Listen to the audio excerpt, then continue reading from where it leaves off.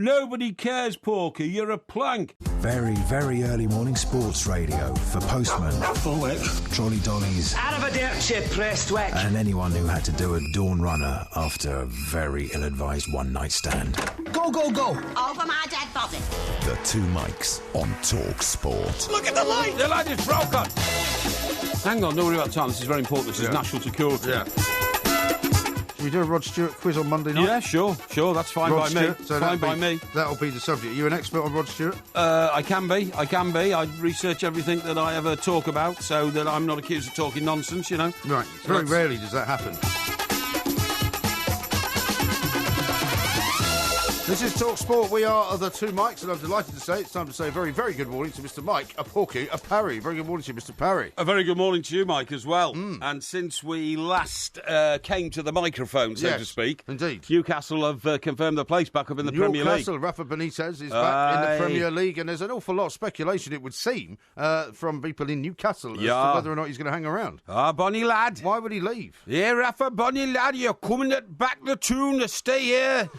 You got us up, don't take us down. No, in the tune, the Bruins are ruined. Well, of course, he did take him down last season, didn't he? Well, he couldn't save him in the few games he had left at the end of the season. No. But I'm delighted because of all the away trips that I've gone to over the years, the one I most look forward to is Newcastle, without a shadow of a doubt. Really? I want to get into that. What's that hotel again we stay in? The Sandman. The Sandman, right opposite St James's Park. You can almost reach out and touch the Alan Shearer stand. You certainly haven't got far to go. You haven't got far to go at all. Just across the road, really. And on the ground floor is the rather exclusive Shark Bar. You were certainly taken by some of the people in there. Absolutely. Best-looking people in the world use the Shark Bar, and we should be amongst that elite, if you see what I mean. Yeah. And, you know, get down on the quayside, get down to the big market. I mean, so exciting. Now, I've just got to hope that the game is timed, you know, the Everton game there, at a time we can get to. So... Yes. You know, depending on what our working arrangements are going to be next season, it would be great to be able to get up there for, say, you know, a 3 o'clock Saturday afternoon or 5:30 on Saturday, something like that. Well, that's going to be tricky, isn't it, if you're working until 1? Well, yes, but you can always go and work in locations where the action is, you know what I mean? That's very true. And then move on from there. So I've got my eye on that one. As soon as the pictures come out. So you want me to come with you to that one, then? Of course I do, Okay, yes, yeah. right. I mean, you'll have to fix up your own seat in the stadium, of course, because I can't do that for you. Yes, it's quite a long way to go, isn't it, if you're not actually going to get a seat? Well, you know, you can always watch it, you know, somewhere else or something like that. I could go back to the Shark Bar and watch it from there. You could indeed, if it's on at 5:30 or something. Yes. Yeah, you're absolutely right. But, no, I'm really looking forward to that one. That'll be great. Now, why would you not be able to go and enjoy the great hospitality that Newcastle can offer you by going to see Sunderland play or Middlesbrough play Everton? Well, you could. It's not very far away, is it? Well, I tell you what, last time I went to Sunderland, I flew to Newcastle. Yeah. From... Where did I fly from? I think it was from Gatwick. Probably. Or even Heathrow. Might have been Stansted. No, it wasn't. It wasn't Stansted or Luton.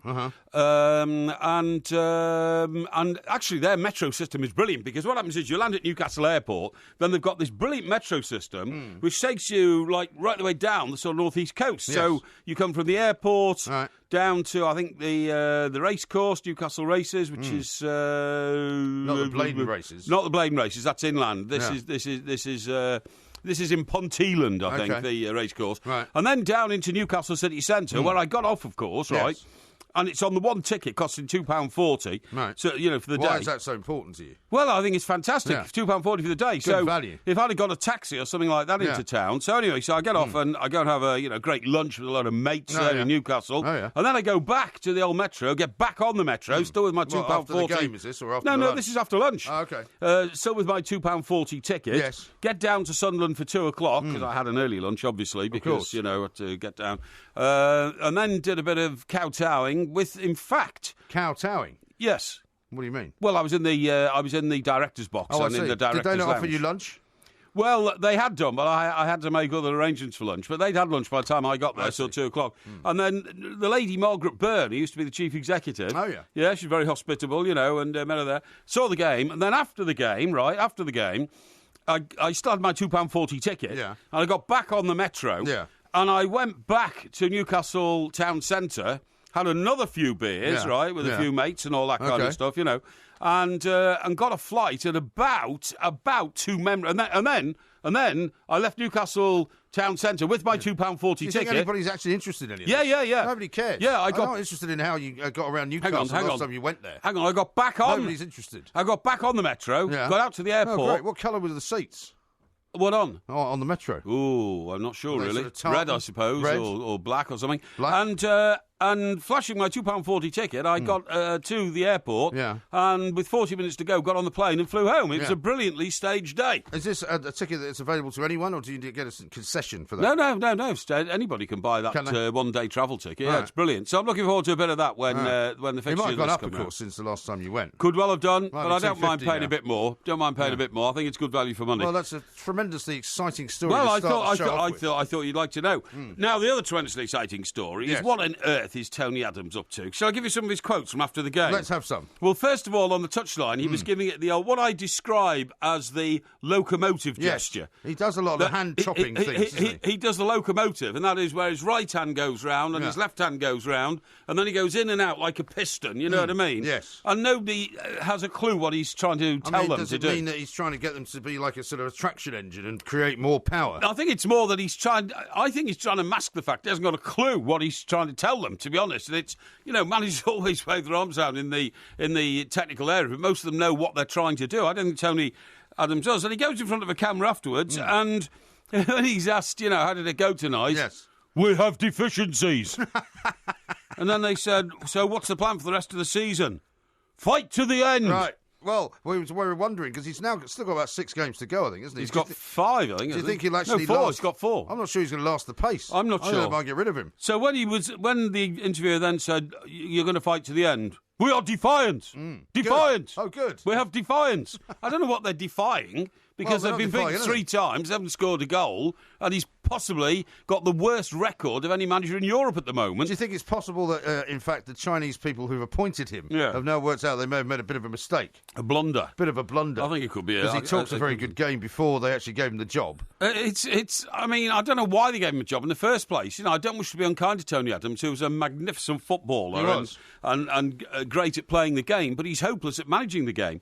He was hopeless at Portsmouth. Yeah. He was hopeless wherever he was before that. Can't remember. Was it Wickham or Wickham, I think he was out briefly. and then he was out in Azerbaijan or somewhere, or Yeah. Kazakhstan or something like that. Something like and then they suddenly decide that this colossus of the England defence from 20 years ago is the right man to rescue a club which is in terrible trouble. Well, this is the thing. It hasn't worked, I'm afraid. It looks as though they went to him to get his advice on how to set the team up to save it from going down. Yeah. And he should find a manager. And he looked all around the world and decided the best manager to appoint was himself. That seems to be what's happened. Well, it does. We have deficiencies. Yes. We have deficiencies. We certainly do. I'm not going to be popular here. I'm not going to be popular. I'm going to kick some backsides. Yes. I didn't come here in a popularity contest. Now, Right, they've lost, okay. I think they've lost 1 game 3-0 and 2 games 2-0, right? That's right, So yeah. a grand total Yeah. of 7 goals Yeah, have gone in exactly. for no reply. Now, Yeah. tonight we've got some interesting games. Of course, Chelsea got 7 points clear.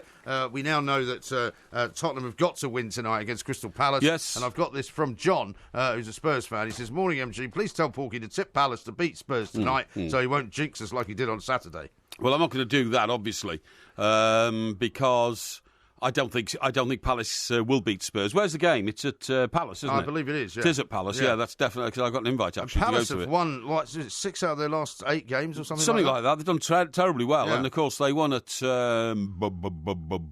Liverpool, didn't they? They certainly did. That was... They beat Chelsea as well.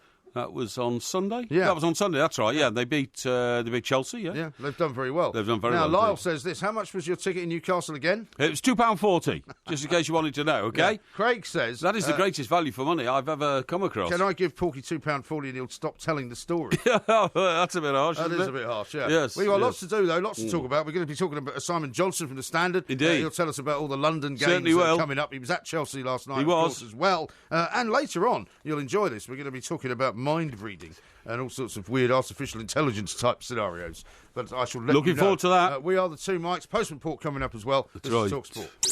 The Two Mics, simulcast across the UK on Talk Sport and Talk Radio.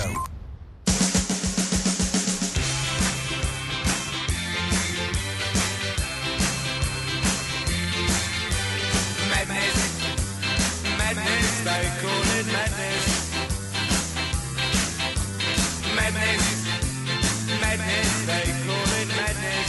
We've got Ask Porky coming up a little bit later on. We've got some great questions, of course, and some great problems to be solved. But if you want to get one in between now and before the end of the show, we'll do it. By all means, do it. Just hashtag it Ask Porky on Twitter or send it to our Facebook page. Yes. A couple of things have come in as Ask Porkies, but I'm going to just read them out as they come because they're not necessarily Ask Porkies. And the Verminator says this: after your rant about leather, I bought a pair of tortoise-skin shoes. Oh, yes. It took me 5 hours to walk out of the shop. But, I mean, that's just him being funny, right? But basically, I like that. we had a joke. Fantastic caller to the show yesterday. Yes, we did. When we were on between 10 and 1. Yes. Who was absolutely adamant that actually any form of skin from an animal, which was basically steamed and prepared for use as a clothing, is leather. Is leather, yes. Which we all had to concede was probably true. Thank you. So I was right. Well, you were, yes, but also not completely right, because my view was that if you're an expert, as this guy was, who said he'd been cleaning skins for 35 years, at the end of the day, most people only refer to leather, really, as the skin of a cow.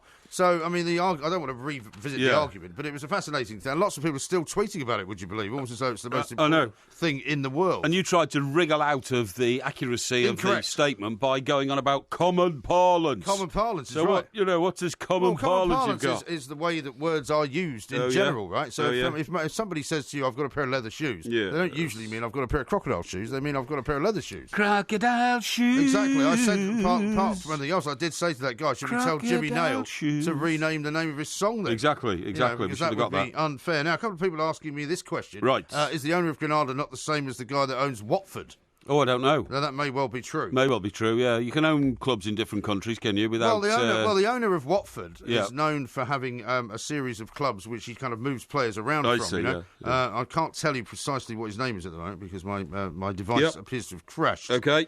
But I should get it for you. Yeah, we'll get it sorted, definitely. Here we go. It's Gianpaolo Pozzo. Gianpaolo Pozzo? Yes. Sorry, is that a Chinese gentleman? No, he's Italian.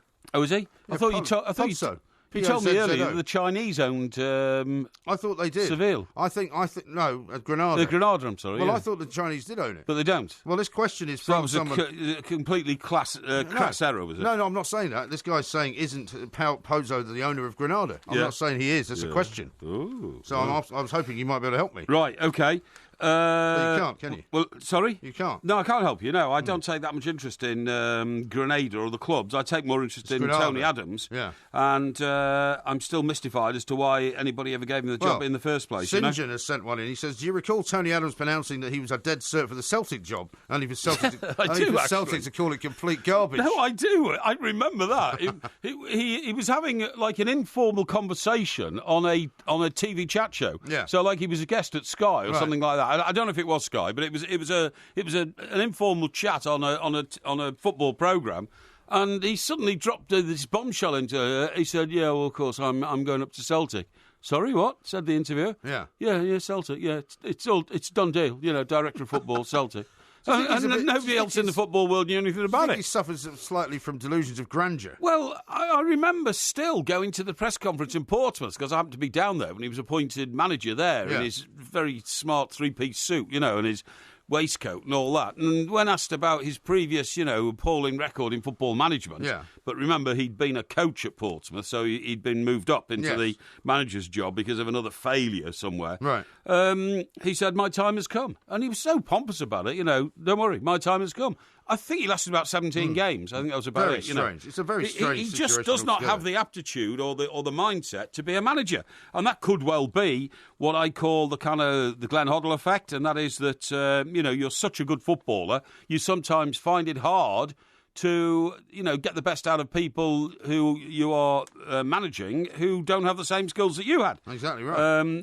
By the way, I thought Glenn was a great England manager, so I'm not knocking him for a moment, but he was such an outstanding footballer. I think he was sometimes a bit bemused as to why people couldn't do what he did, you know what I mean? No, right. Yeah. Apparently it was owned by the Pozzo family, but was sold about a year ago to a Chinese consortium. So you're changing back now and saying that you were right in the first place? No, I'm not changing anything. You seem to be flip-flopping a bit tonight. I know. Well, my first question to you was. A bit like Prince's flip-flops. Have they got heels on them?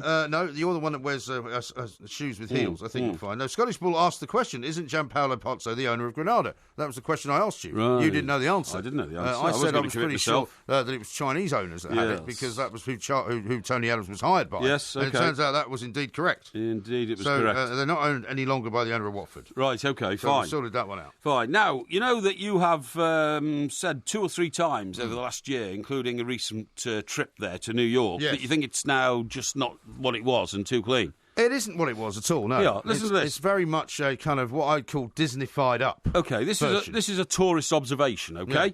So, the tourist observation, you know, when people go there and they write on these websites, you know, what do you think like of New York and all that. Yes, that's right, yes. So they really don't do things by halves in New York City. On a visit last week, I couldn't help but remember the wild old days of the 80s, which, of course, was when we were there, when Manhattan, and specifically Times Square, was mad, bad and dangerous to walk through. Indeed it was. Its transformation is shocking in a good way. The mean streets are now the clean ones, and the pavement in Times Square gleams. You could eat your breakfast off it.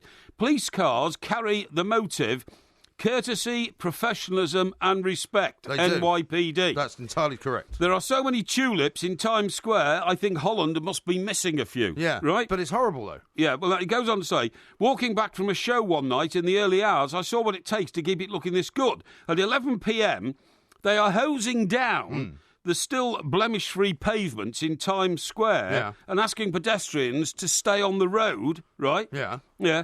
The tulip planters go out every night in force doing late-night bulb changing. That's ridiculous. Yeah. I mean, that is not New York, is it? The streets are filled with garbage trucks. There are even costumed superheroes standing on every corner to help visitors find where they're going. That's what I'm saying. I mean, it's way now more like Disneyland or a Disneyland version of New York. Yeah, absolutely. Than it used to be. Because when you and I were there, as they quite rightly said, absolutely. You walk down 42nd Street between, say, Times Square and 8th Avenue down to the Port Authority. That's right. I mean, you took your life in your hands. Well, you've got on to 9th in, like, Hookerland. Yeah. If you made it there, you would get murdered there, probably. Yeah, more than likely. Yeah, absolutely. And it says, what a difference from the West End, which is the absolute dystopian pits late at night by comparison. It has disgusting pavements, litter everywhere, so many people reeling around, some actually lying on the floor. Yeah. Sadiq Khan, who of course is the Mayor of London, take note, something has to change, we need an upgrade of London. This sounds like it's being written by somebody who's less necessarily a tourist, but more of a sort of journalist-type campaigner. It sounds a bit like He Who Must Not Be Named to me. It's not He Who Not Be Named, but it is somebody who's actually does make a living out of writing things. It does sound a bit like that. And a recent visitor. Yes, it does sound a bit like that. No, I found that to be the case very soon after I left, when I went back very soon after 9/11 had happened. Yeah. You know, they don't even honk their horns the same as they used to. You know, used to hear them all the time. Yeah, people used to drive on their horns, didn't they? Yeah. Well, you usually see at least one fight between two cab drivers on any given day. Exactly, because somebody had nicked a fare or because something terrible had happened. Yes. And it's all just too polite now. Yeah, it is very clean. Yeah. And yes, that's nice, but it's certainly not the New York that you and I know. I totally agree. Or that we would recognise. I totally agree. Now, listen, we're moaning about motorways in this country all the time. Yeah. Now, we actually motorwayed last weekend, didn't we, on the way up to Stansted? Motorwayed we did, indeed, on Sunday. Yeah, the M11. On Sunday, that's right, yeah. Now, what I was going to say to you is that, according to a report in one of my motoring journals... Yes. There will be driverless cars on the M40, that's the road that's been chosen for the first experiment, within 2 years. Really? What, just driving around on it? Driverless cars will be on Britain's motorways in just over 2 years in a truly groundbreaking global first, a fleet of 6 self-driving cars able to talk to each other, Yeah. about potential hazards on the road will operate on the M40 from London to Oxford in 2019. I don't like the sound of that. I don't like the sound of that. I'm not very keen on passing a car. I mean, I know that we've had all sorts of guests on this already, and sometimes when there is a driverless car, it doesn't mean there's nobody in the car itself. That's right. But I'm not sure I mean, how are you going to know, for example, if you're driving behind a car, that it is being controlled by a computer and rather than a person? Indeedy. And you're going to have a big sign on it saying driverless car? Indeedy. And what do you do if it starts speeding up behind you? Yeah, or what do you do if it moves out in front of you or something? Right. I mean, what happens when you hoot or flash a driverless car? Well, right. Does it have a sensor which responds to your your car's got sensors on it, hasn't it? If somebody comes too close... It's got sensors all round it. So if somebody comes too close to you, you get a warning. If a cyclist goes past the left-hand side... Yes. the sensors go Sure, off. well, I have that, but what I don't have is what you have, which is like the traffic thing. So if you go too close to the car in front... That's right, red light comes up, So presumably they'll have all that, won't they? Well, I would think so, yeah. So they know to keep a safe distance between. Absolutely, they must do. I don't fancy it at all. Yeah, but I see what happens. This is interesting, because you're absolutely right. So a car comes up behind them and gets too close, which happens all the time on the motorway. Yeah. So their sensors will tell them to push forward and make more space between the two cars. Yeah. Well, that's all very well. Or pull over to the side, maybe. Yeah, but that's all very well, except that the car in front, you'll get too close to that. Yeah. So I don't know. So will it get confused? Yes. Eh? Will it get confused? Sorry? Will it get confused? Well, I think it probably will. Do you think Raff will get his £100 million war chest? I don't think so. Because what they'll say to him is that you asked for money in January, you didn't need it, and you still managed to get promoted nonetheless. Yes, that's so if right. you ask us for 100 million now, and also 100 million doesn't go very far. No, it doesn't. Does it? I mean, 100 million in terms of Premier League football is pathetic, really. Well, you say that, but I think for Newcastle, 100 million would be good. I mean, I wouldn't, if Everton spent 100 million next summer, would I think that was good? Well, considering we're probably going to receive quite a lot of money if, and that's a big if, we sell Lukaku. There seems to be a lot of people who think that's going to happen. Yes, we would expect to spend nearer 200 million, obviously, because money in. But I think Newcastle haven't got any players worth sort of 80 million. So to spend cold 100 million, I think is a lot of money. Well, you may well say that. Now, a couple of tweets for you here. Will says this: if Mike Parry only paid £2.40 for his ticket, he's admitting another crime. Why? Fare dodging. To go from airport stand and needs another ticket. Hey? He said to go to the airport, you need another ticket. I didn't. Yeah, well, apparently he says you do. Well, this was a Saturday, so there must be a special weekend concession or something like that. I'm absolutely certain. I paid for one ticket. It got me everywhere I wanted to go. I made 4 different journeys. Yeah. Did you have to put it through a machine at any point? Yeah, just like you do anywhere else, and so it kept coming back to you. Hey? So when you put it in the machine, it kept coming back out? Coming back out, yeah, that's right, absolutely. I didn't try and fiddle anybody. I don't fiddle my fares, don't you worry about that. Well, that's only when you go into second class carriages and then walk into first class, right? Well, you can do it on a Saturday and pay an upgrade, you see, which is what I might do. You see, I can't decide whether to go up to Everton on Sunday to see Everton-Chelsea. This Sunday? Yes. Great game, 2:05 kick-off. It will be nice. But I'm under pressure to attend a sort of family get-together. Oh, are you? Yes, in Stockbroker Bell. Wouldn't you like to swerve that one, though? Well, you have to have responsibilities to your family. That's true. But the other thing is, tomorrow, I'm going to Birmingham. Oh, yes, you are. Guess where I'm going? Where are you going? Going to a trade fair at the NEC. All right. And guess why? Why? Because it's another relaunch of Mike Porky Parry Scratchings. Another relaunch? Have you not seen the walls they've got inside the booth? I've not seen the booth at all, no. Oh, well, the booth walls are just covered in my face. Really? And we're thinking now, because of the response to it... When you say we...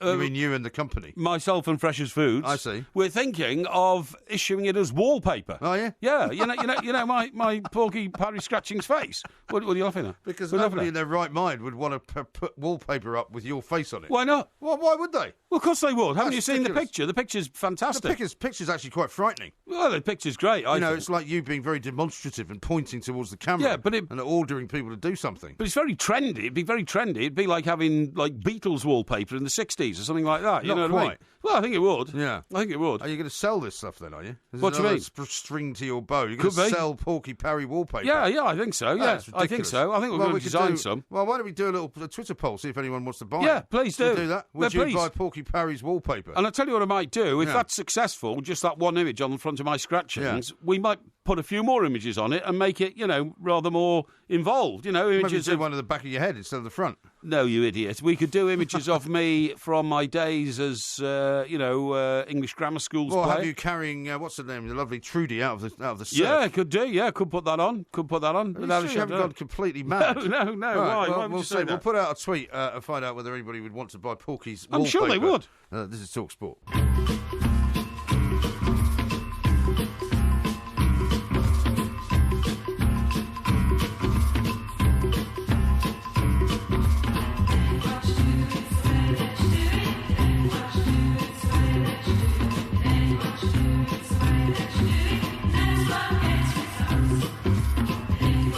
This is Talk Talk Sport, we are the two Mikes. Simon Johnson coming up in a little while. Then later on, we're talking to an expert on mind reading and some artificial sort of intelligence things that Facebook's working on with a guy who's called Bobby Carlton. Yes. Which I think is rather an unusual name. I don't know why you're making such a fuss of that. Well, it just struck me. It was because you hear Bobby Charlton's name all the time, and here's a guy who's got. Well, you hear Sir Bobby Charlton. Yeah, but Bobby Carlton is so completely different. Yeah, I know, but I've never heard anyone with that name, and it's very close and similar. Except for one letter, it's slightly different. Is it? Is it really? I think so. Okay. Now, Richard says this: has Porky just come out and compared himself to the Beatles? Oh dear. No, I didn't. Yes, you did. No, I didn't. Dave says nothing would be scarier than turning on a light in a room and finding it covered with Porky's face. Hey, and Johnny says Porky's wallpaper perfect for anyone's love shack. Oh, well, absolutely, yeah.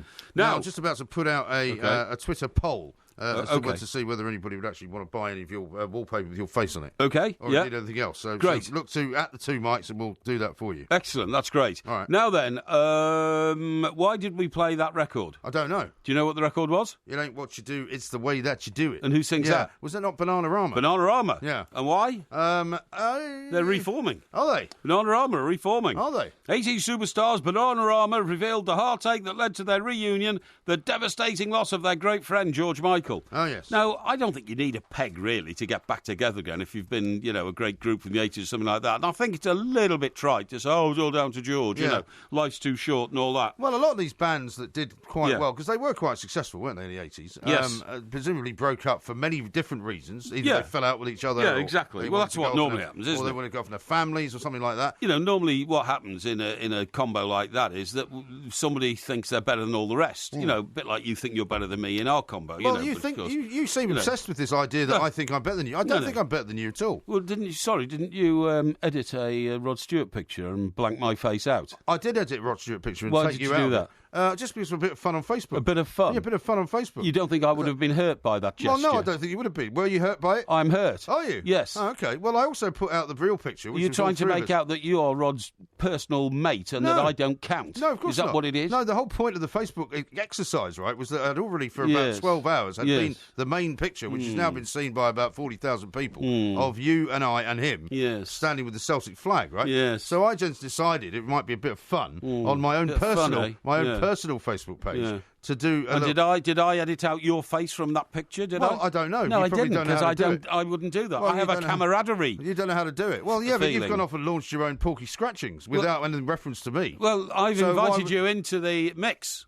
What do you mean into the mix? Well, There's no picture of me on the thing, is there? Excuse me, did I invite you to come with me to Birmingham tomorrow? Yes, you did. Thank you. What did you say? So I could carry your bag for you. What did you say? So that you could go, look, this is the other Mike. He's got nothing to do with this, but he's just standing here because I've asked him to come. And what did you say to my invitation? I'm too busy doing other things. Too busy doing other things. That's right. Like getting bladderated over lunch. Incorrect. No, I don't have a luncheon appointment tomorrow. I do have one on Thursday, though. I noticed but it's with my accountant. I noticed you, trying to wiggle your way towards Rod at Celtic Park. No, but how about the caption, though? The caption said, some guys have all the luck. Some guys have all the luck. Which was part of the joke. You're part of the joke. Because it was meant to be, who exactly is being referred to here? Is it me who has all the luck? Yes. Or is it him? Oh, Rod's so lucky to be in your company. No, that was the point. Right, now then, let me tell you about Bananarama, okay? Yeah, go on then. Now, the group is made up of Karen Woodward, Sarah Dalin and Siobhan Fahey. Is it Siobhan? Is it Siobhan? Siobhan Fahey, Irish name. Yes. And Siobhan. And they, was that guy in, and that was Shogun, wasn't it? Shogun, that's right, yeah. And they sought to fame in the same decade as pop icon George, and say his tragic death on Christmas Day convinced them, do it while we can, life is too short, okay? Weren't they all married to famous rock stars as well? One of them was the daughter of some famous journo that we worked with. Really? Yeah, in Fleet Street. I can't remember which one it was. You're not thinking of the girl who is McElhone. You're not talking about her, are you? What group she Natasha McElhone. She's an actress. No. One of the girls, I think, in this was the.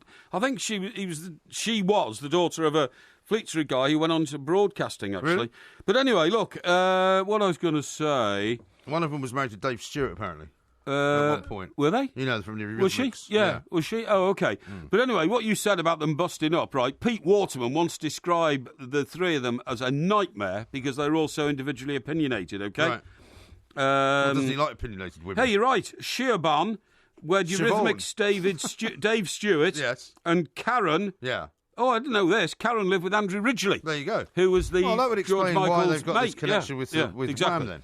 Now then, how many times have I said to you that it's so unfair that Victoria Beckham gets so much stick for the things she does? Uh-huh. You see, because Banana Arm are getting back together again, I've now got a list of the most successful British girl bands ever, right? Yes.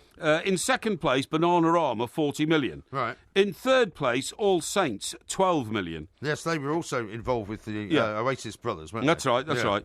In fourth place, Atomic Kitten, 10 million. And in fifth place, still going, Little Mix with 9 million. Right. But right up there at the top, the group that Victoria Beckham was a member of, Spice Girls, 85 million. Yes. More than double the second most successful Banana Armour. Yeah. So when are people going to pay Victoria some respect? Well, do you know what people are like, though, in this country, don't you? Which we've often said, is that they don't like you being successful. Yeah. They find it, they knock people. I mean, we've talked about Beckham in the past. Yeah. People are always having a go. Yeah. Because they don't like people who are successful. That's right. Now then, Banana Armour's biggest hits, right? And I can't even remember most of these. Well, I mean, I remember that one. It's the way that you do it. It ain't what you're doing, it's the way you do it. Now, that was only their fourth most successful record. Oh, It was the only one I remember. The most successful one was Robert De Niro's Waiting. Yes, I remember that one. Remember that? Yeah, I remember that. That got to number 3. Okay. Love in the First Degree. Uh-huh. Help.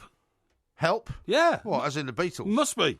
Did they record that then? Well, I'll tell you what we'll do this week when we do... Oh, in fact, we're doing it tonight, aren't we? Porky's... what is it? Ask Porky. Ask Porky. We could do their version instead of the Beatle one, couldn't we? Yeah, we As could. the opener, if that indeed is what they did. I was going to say Under the Bridge, but I think that was All Saints. That was a version of the Red Hot Chili Peppers. I think what? Number 4 most successful record. It ain't what you're doing, it's the way that you do it. Yeah. And then things called Shy Boy, Really Saying Something. Shy Boy, I remember. Now we really saying something. Now, the 7th one, Na Na Na Na, Hey Hey, Kiss Him Goodbye. Na That Na one. Na. Yeah, I remember that one as well. But that was a cover version of I think it was. like a 60s or 70s song. I think it Because was. at Goodison Park... Wasn't that Dozy, Beaky, Mick and Titch, one of those? Well, one of them. Steam. Steam? The Steam Camp or something. It Was did it? that. Steam Packet. Steam Packet, was it? I think so. Yeah. I don't think it was a Steam Camp. But I mean, I know how Somebody else.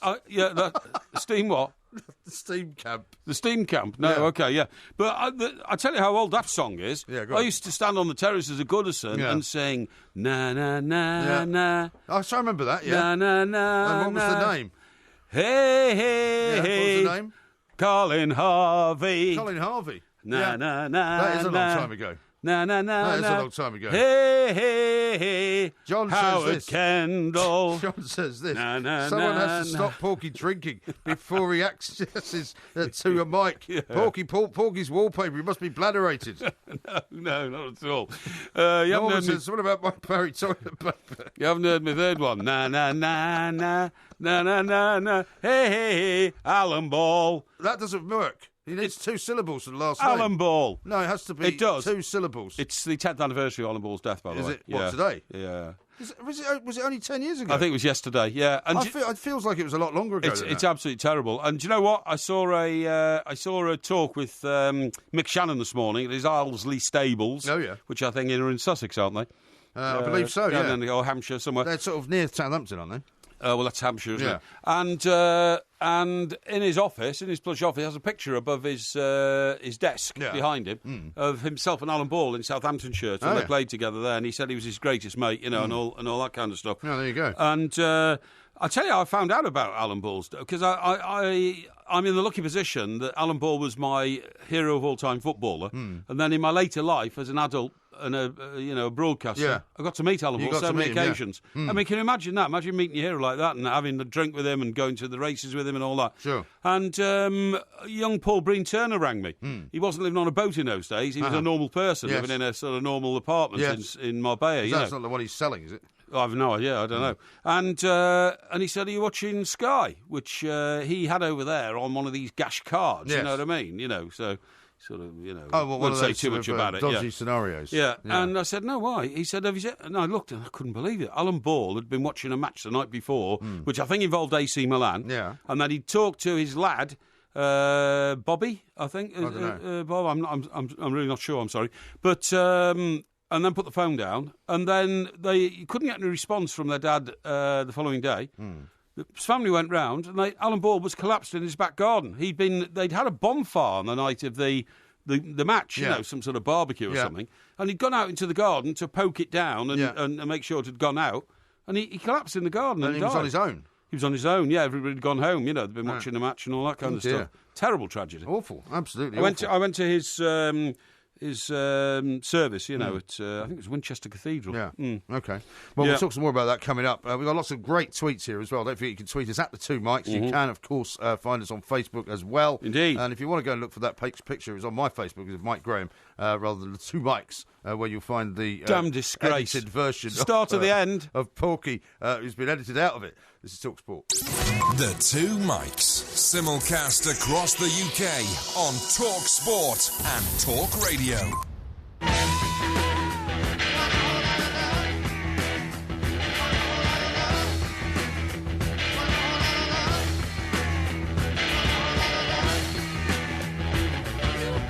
Talk Sport, we are the Two Mics. Dave says that he's watching the St. Louis Cardinals game, listening to the Two Mics. He says, what a great night.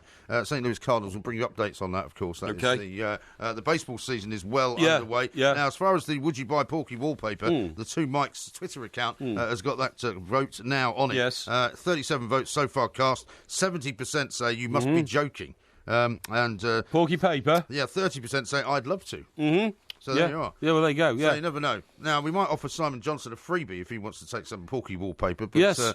Here he is now. He was at the Chelsea game. Simon, a very good morning to you. Good morning. How you doing? Very well indeed, Simon. Have I sent you a free box of my Porky scratchings? Man, you one, Simon? No, I keep looking for the postman. Okay, mate. My window, but, well, sorry about that. I think you're a bit further down the list, but we'll get round to you eventually, okay? Yeah, exactly right. Well, am I like Sunderland or something? Well, yeah, it could be, mate, yeah. There's no hope for them, I don't think, but there is still some hope for you. Speaking of which, have Chelsea done enough now? 4-2, a lot of goals down at Stamford Bridge, but, Tottenham playing tonight against Crystal Palace, big game for them. What do you reckon?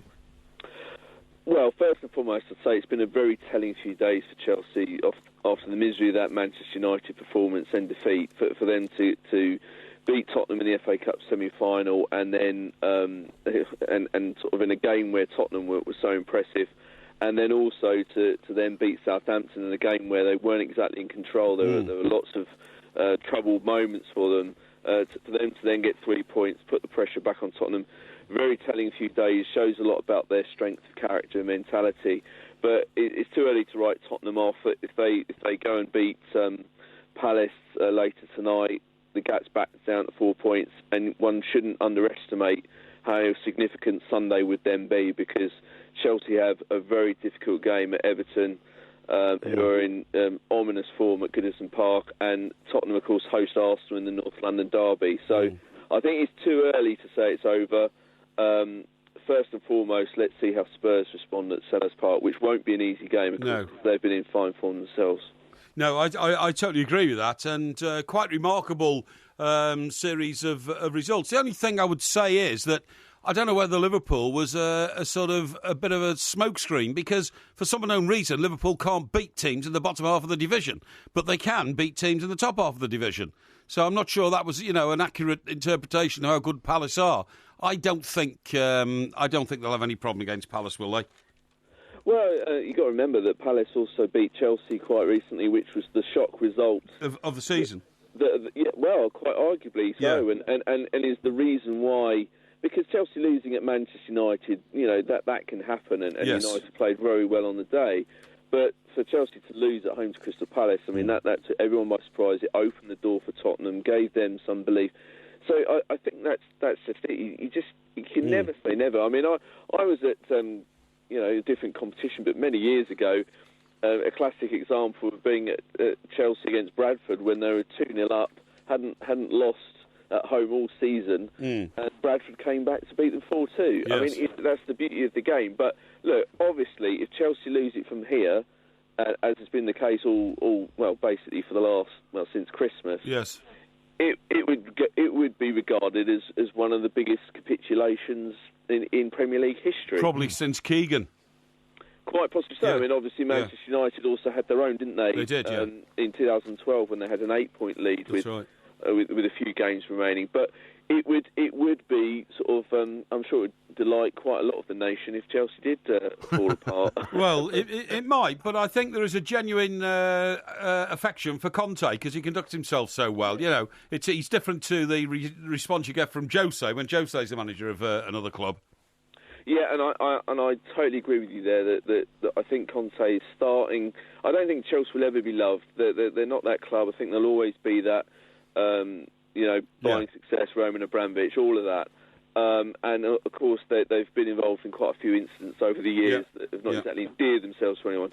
But Antonio Conte is a classy individual, and I do get the feeling that he's sort of bringing back a little bit of respect to Stamford Bridge. But I think we should also say that a lot of, I hate to use the word neutrals because who are these people? But I think a lot of people in the nation also sort of quite like watching this Tottenham side. They are very exciting to watch, and as they showed at Wembley when they dominated Chelsea for long periods. Yeah, they did, but didn't manage to get to the final. And of course, that was going to be my next question: whether they are likely to fall away in the way that they did last season, or do you think this year they've got a bit more steel about them?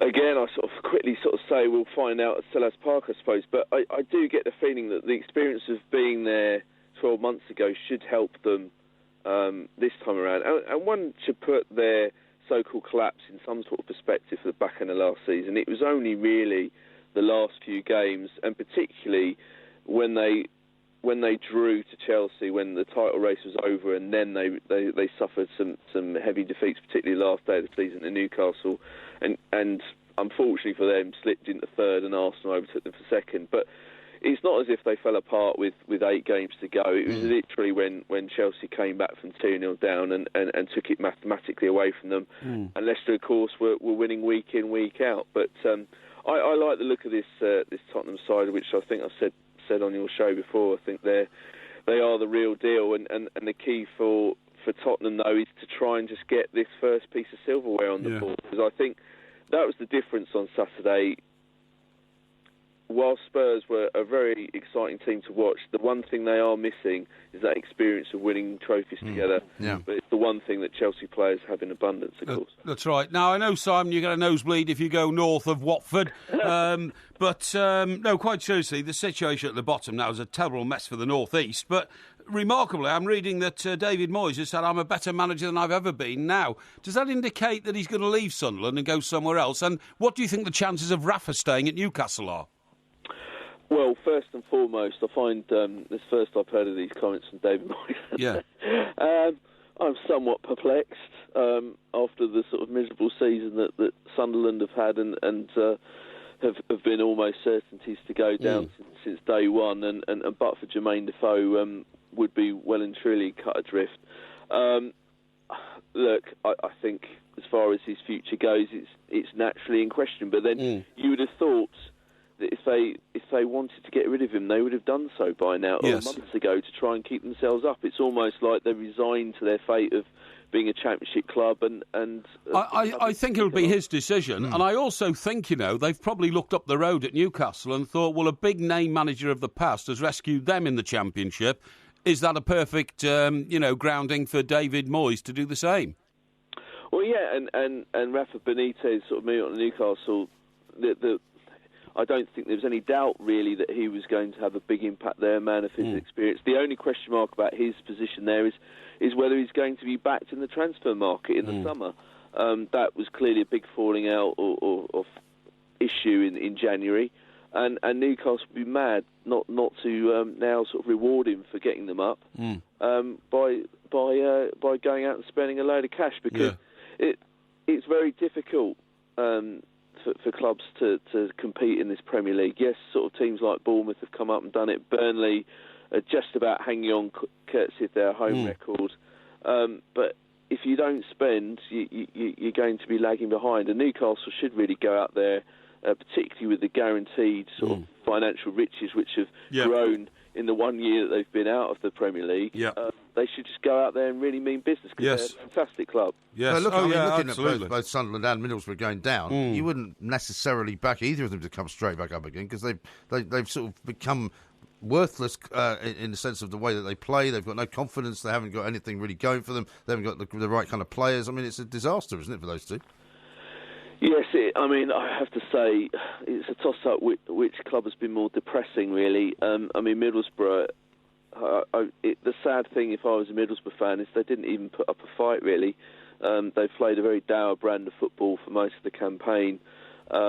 Just concentrate on keeping the score down, it seems to me. And it almost like, from day one, it was like, well, if we stay up, it's a bonus, but let's sort of let's almost prepare for the Championship from the start. I mean, the signing of Patrick Bamford, for example, in January, that's not a kind of player that's going to keep you in the division. No.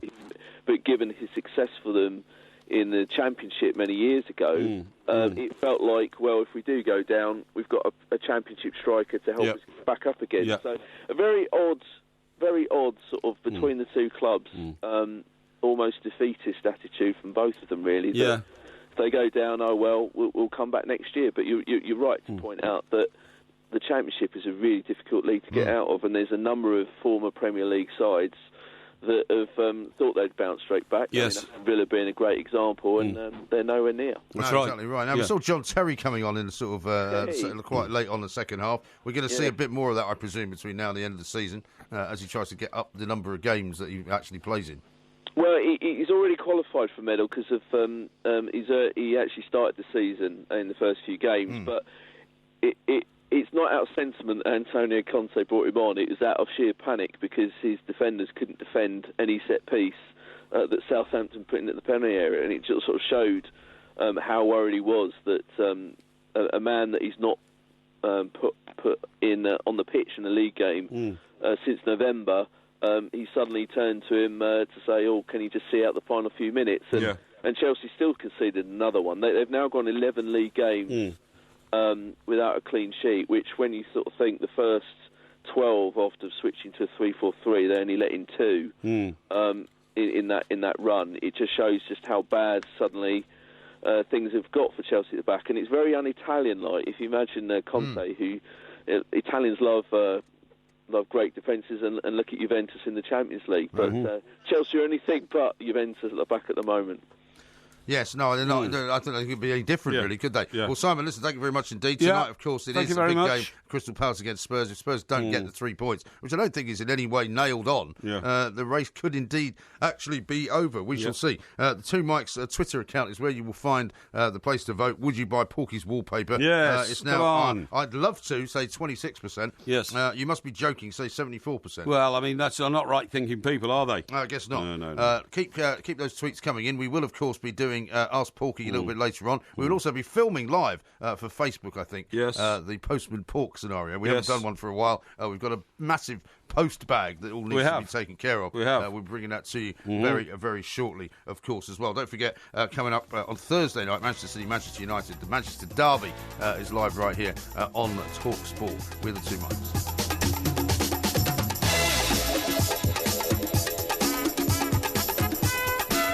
Gerald says this. He says, you're right that Tony Adams is not getting the results, etc., but should you not be backing an English manager for cutting his teeth abroad? Well, not really. Well, he's not really being a very successful teeth-cutting manager, is he? I mean, he's already been abroad to somewhere out in Azerbaijan, where it didn't work out terribly well. Yep. He didn't do terribly well when he was doing it in this country, and he's now doing it even worse in Spain. Well, I mean, quite far from backing him, I'm sorry, I want to sort of wash my hands of him because he's an English manager making a fool of himself in La Liga. I mean, a complete fool of himself. And you can't... so far they've had David Moyes, who wasn't particularly good at Real Sociedad, right? That's right. They've had Gary Neville, who wasn't particularly good down in the south of... was it Valencia he was at? No, it was Villarreal, Valencia, yeah. And now we've got Tony Adams at Granada. I mean, their experience of English managers cutting their teeth abroad is not very good. And I would have thought as well, if you happen to be a Spanish football fan, you'd be going, why do these English guys keep turning up who don't know what they're doing? Well, you know, I mean, I will forgive Gary Neville. It was his first job, so he didn't know if he was any good or not. But Tony Adams knows he's no good, so I don't know why he went there. You know what I mean? No, exactly. All I'm saying is you put the three together and they haven't had much success in Spain. No, not at all. Now, did you know that... now, do you fancy a band called Kasabian?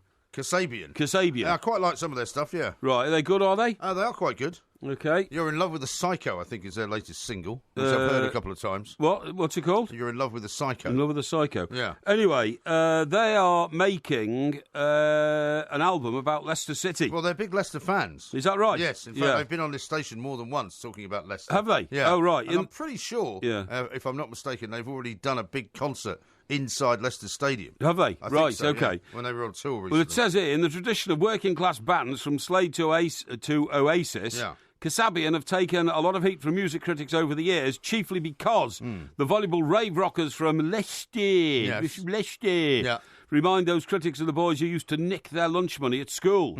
Yet Serge Pizzorno, do you remember the band? He's the man. He's the main man. Yeah. Is he? Was he the singer? Is he? I think so. Yeah. Oh yeah, is that the bearded guy? Yeah. Serge Pizzorno, Pete Townshend. That's not Pete Townsend, is it? Townsend. Well, it wouldn't be the same. No, it says Pete Townshend. Well, you can spell Townsend with an H, can't you? Well, it says here, yet Serge Pizzorno, Pete Townsend, to the singer Tom Megan's Roger Daltrey. What they're meaning is that he is like the Pete Townsend of Kasabian. I see, okay, yeah. Has sneaked references to Charles Bukowski, Alejandro Jodorowsky, and the Prague Spring into songs that combine singing... This is rubbish, this. I don't know why I'm reading this out. I don't know what all this got to do with anything. Well, what is it? What is the point of what you're saying? Because they're doing this LP based around Leicester's, brilliant Premiership title. So what, they're doing an album about Leicester? It says here, so you can see why Pizzorno... Is he like English or foreign or what? He is like the Roger Daltrey to the other Serge's Pete Townsend. Yeah, but what nationality is he? Well, I think they're from Leicester originally, but they may have Italian heritage. Oh, I see. Okay, yeah. Yet here, so you can see why Pizzorno has bristled at Kasabian being branded the football hooligans' band of choice. Yet then he goes and makes For Crying Out Loud, an upbeat new album filled with big tunes and inspired by Leicester City's shock victory in the Premier League this year. Right. Season before, Leicester came within a few... Yeah. The season before, Leicester came within a few games of being relegated, says Pizzorno, who is a rangy 6'5" tall. And where are you reading this from? I'm reading this from a report I've got here from one of my music journals. It sounds like it's a bit out of date, though, doesn't it? No, he says Pizzorno, who is 36, has a crow-like shock of black hair. Crow-like? Yeah, and he once had an ambition to be a footballer. Really? Yeah. Yeah, I think both of them are quite decent footballers, actually. Right, okay, You must have heard them on Talk Sport in the past. Not really sure. Really? You must have heard some of their songs as well. Anyway, he doesn't live in Leicester anymore because this piece he was talking about here was done in a smart pub in St John's Wood, northwest London. There you go. Yeah. Yes, well, they're very successful. Well, he might live in Leicester, so I might be damning the man. He may have visited London to talk to people. Okay. So there we are. Well, very good. Well, Jamie that's great. says That's very interesting. He's feeling unwell in bed, but listening to the two mics always cheers me up. Really? Thanks for the top entertainment. Good. Now, I've got a couple of announcements to read out as well. Have you? A couple of people have asked for a mention. Yeah. One of whom is a GG, who says, "Hi, can you wish a happy birthday to Ryan, who's 10 today? He loves the show and is always asking for updates on Porky's missing chair." Oh, okay. Well, the chair's back. Thank you very much indeed. Okay. Very interested in the chair. The chair is back and it's in great shape. It feels better, feels softer and plumper, the cushion I sit on now, than ever. Okay. He's done a great job, my boy. Very good. Johnny says this, any chance of a birthday shout-out for Drew Miller, avid podcast listener, great bloke with top bladderation buddy. Oh, okay. There's a picture of him and his mates meeting us. I think it looks like maybe Birmingham. Let's have a look. But he's the guy who's standing next to me. Oh, okay. Drew. Yeah, Drew. Congratulations, mate. Good to see you. Thank you very much indeed. Yeah. Anybody who wants to come and see me at the National Exhibition Centre tomorrow, I'm going to be there between... What will you be doing exactly? Promoting Porky Scratchings. What does that involve? Giving a few packets away. Is that right? Yes, that's right, yeah. And just sort of generally talking? Generally talking, pressing the flesh, getting amongst people, having the pictures taken. Man of the people, all that, and basically getting down with the kids, that's what I like to do. And is it, generally speaking, a fair for kind of, retailers, or is it a fair for It's called the... individuals? The one that we're in is the Food and Deli Fair, okay? I see. Yeah. When you say we, you mean you and this Openshaw's lot? So what do you mean Openshaw's lot? You mean Fresh Foods, Openshaw Snacks? Well, that's whatever it's called, yeah. Openshaw Snacks. All right. Yeah. Well, we. So I don't think you should be, disrespectful about the manufacturers of my... Because we're going to sell millions of them. Okay. And we're going to get them into all the big chains of pubs in this country, I hope, okay? Yes, good. And I'm working on that now. Yes. Now... Go on. I want to get serious for a minute. Okay. I get upset every time I see a story about Maddie McCann. Yeah, and there's one on quite a few of the front pages again this morning. Isn't there? And again, to me, it just raises false hope. Now, it's a double-edged sword for the parents. The parents need the story to be in the public eye all the time. Yeah. To remind people that they're still searching for their little girl who went missing when she was 3. Well, it's coming up to 10 years ago, yeah. That's right. Yeah. But on the other hand, I just think every story like this, Maddie police chasing critical lead, critical lead in inverted commas, it's just false hope. Yeah. They're never going to find Maddie McCann, I'm sorry. Well, it's just never going to happen. If you can't be as certain as that, really, in the end. I mean, it would be incredibly unusual. Yeah. But, I mean, strangest things have happened. We've had those stories of people who have been, you know, in some ways abducted and kept prisoner for many years, and so I think it's unlikely, but I think it's wrong to say that they're never going to find it because you don't know that. No, well, I'm sorry, but I mean, that is my instincts that it'll never happen. Now, this coincides with the first episode of Little Boy Blue, which is the terrible story of the shooting of young Rhys Jones, which we've talked about before. I've met his parents and the sheer agony that they lived through. And they're doing a new drama series on ITV. 4-part drama series, started last night, will form part of the Porky TV review, okay? But very hard watching. Yes, I bet. Very hard watching. Done absolutely with the parents' blessing. Yeah. They felt the story needed to be told, and, you know, there was a shocking sort of... what's the word I'm looking for? Well, what was shocking was the way that nobody would come forward and help the police to try and track down, you know, little Rhys Jones's killer. Completely innocent boy walking home from football training, caught in the crossfire of a drug gang dispute. That's right. Thing, And but very hard watching. And when I met the parents, and you know, his mother says she never sleeps more than 3 hours a night. I'm surprised she sleeps 3 hours. But that must be the same. It's all about children. It must be the same for Madeleine McCann's mother, because the poor woman must torture herself every day. She went out for dinner with her husband. They were within, you know, view or sighting distance of where Maddie was asleep, and somehow Maddie disappeared. We don't know how. And people are very cruel about the scenario. Terribly as well, cruel about it, knowing what the exact situation was. And you can bet your life when she closes her eyes at night, if she ever does sleep, and when she opens her eyes in the morning, her thought is, if only we hadn't gone out that night. Right. And that'll torture her for the rest of her life. So it's a terrible thing. It will. Well, it remains to be seen. I mean, there's not really... I mean, it's Scotland Yard that this is coming from. They're not really being specific about what the new lead is, whether it's a new suspect, whether it's a new...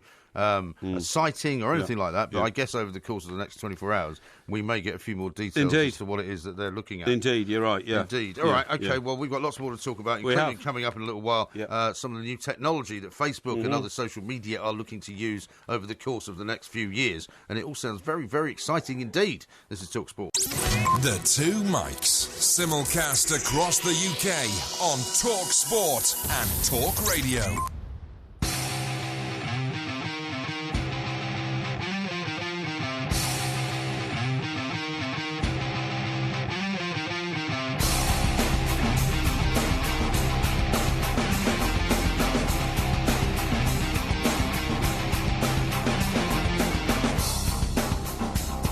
TalkSport, we are the Two Mics. That is, of course, Kasabian. You've probably heard it before, but that is one of their better-known songs. Oh, is it? What's that called? I can't remember what it's called. No, you can't remember what it's called. So one of their better-known songs. You're a fan of the group. You can't remember the song title. I'm not a massive fan of the group, but I quite like some of their music. You know, I don't have an encyclopedic knowledge of absolutely everything out there. I don't pretend to have, and in fact, I don't think I own any of their albums, but I have a few of their songs. Okay, you know, on my little stream. Oh, I see. That I play from time to time. By the way, did you see that somebody had put out lots of pictures of us sitting up at the Celtic Rangers I saw game, that, because they got sort of taken off the 360-degree picture of Celtic Park. Yes, I saw that. Hampden Park, I saw that, You did? Yeah, all right. That's right. People say we look particularly grumpy.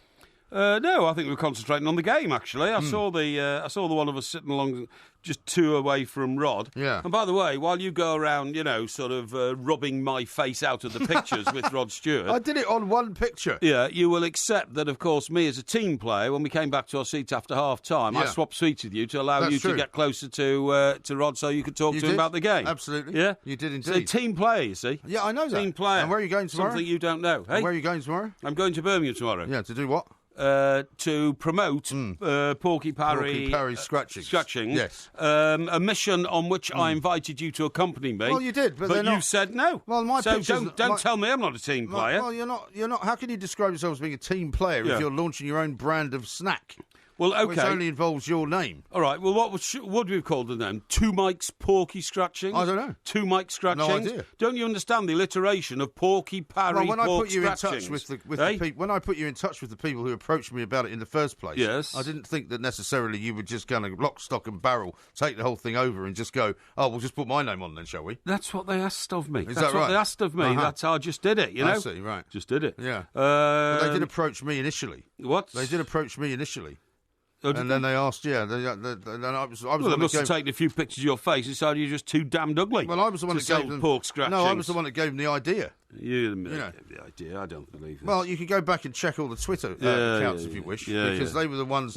Somebody actually suggested he was a listener. Yes. He said, "Why don't you make some Porky scratchings?" Because Porky's called Porky. Yes, that's right. And then this guy, who was a fan of the show separately, said, "I'd be up for that." And that was how it all started. That's how it all started. Well, you say so, but I mean, I think it's my sheer presence that dazzled people. You know what I mean? Yeah. Daniel says this: How is it that Porky constantly berates the bearded when every photo of him sports a beard? Yeah, well, I'm not berating the bearded necessarily.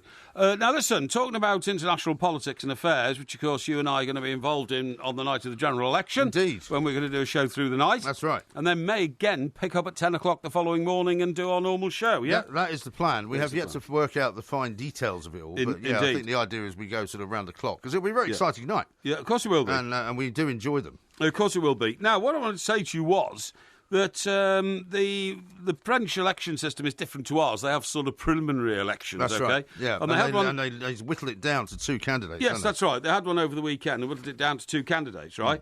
But what is quite extraordinary is that the man who could very well now be the next ruler of France has an extraordinary history in relationship with the woman who's his wife.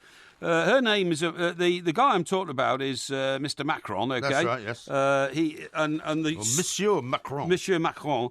And what happened was the stock markets in Europe soared on Monday morning when he came out as being the next potential leader of France because the challenge was from the far right, Marine Le Pen. Marine Le Pen. Well, what's interesting as well is the two kind of what you might call traditional parties in France have been completely wiped out. Exactly. And this guy is quite pro-Europe. Yeah. He's quite pro-Euro. And quite pro-Germany. He wants to keep open the Schengen border deal as well, which seems a bit odd to me. Yeah, but the thing is that his wife, Emmanuelle Macron, is 24 years older than him. That's right. And he first met her when he was a 15-year-old schoolboy, and she was his teacher. I mean, extraordinarily, she was his 39-year-old teacher. Yeah. So when he left school, they started a proper relationship, despite the age gap.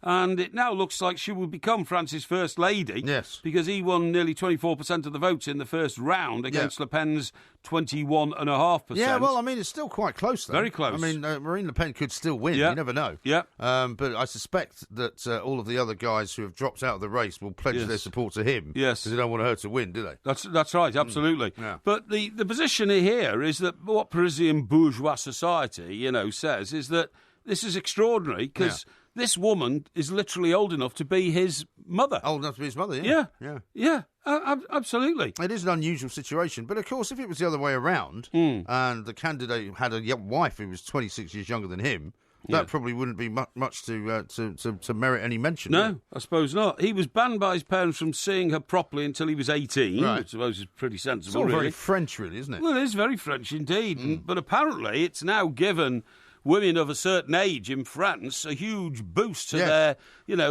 self. What, so they're going to find themselves a toy boy? Yeah, exactly. Yeah, to their what's the word I'm looking for? Self-esteem. Self-esteem. You ever been out with a woman who was older than you?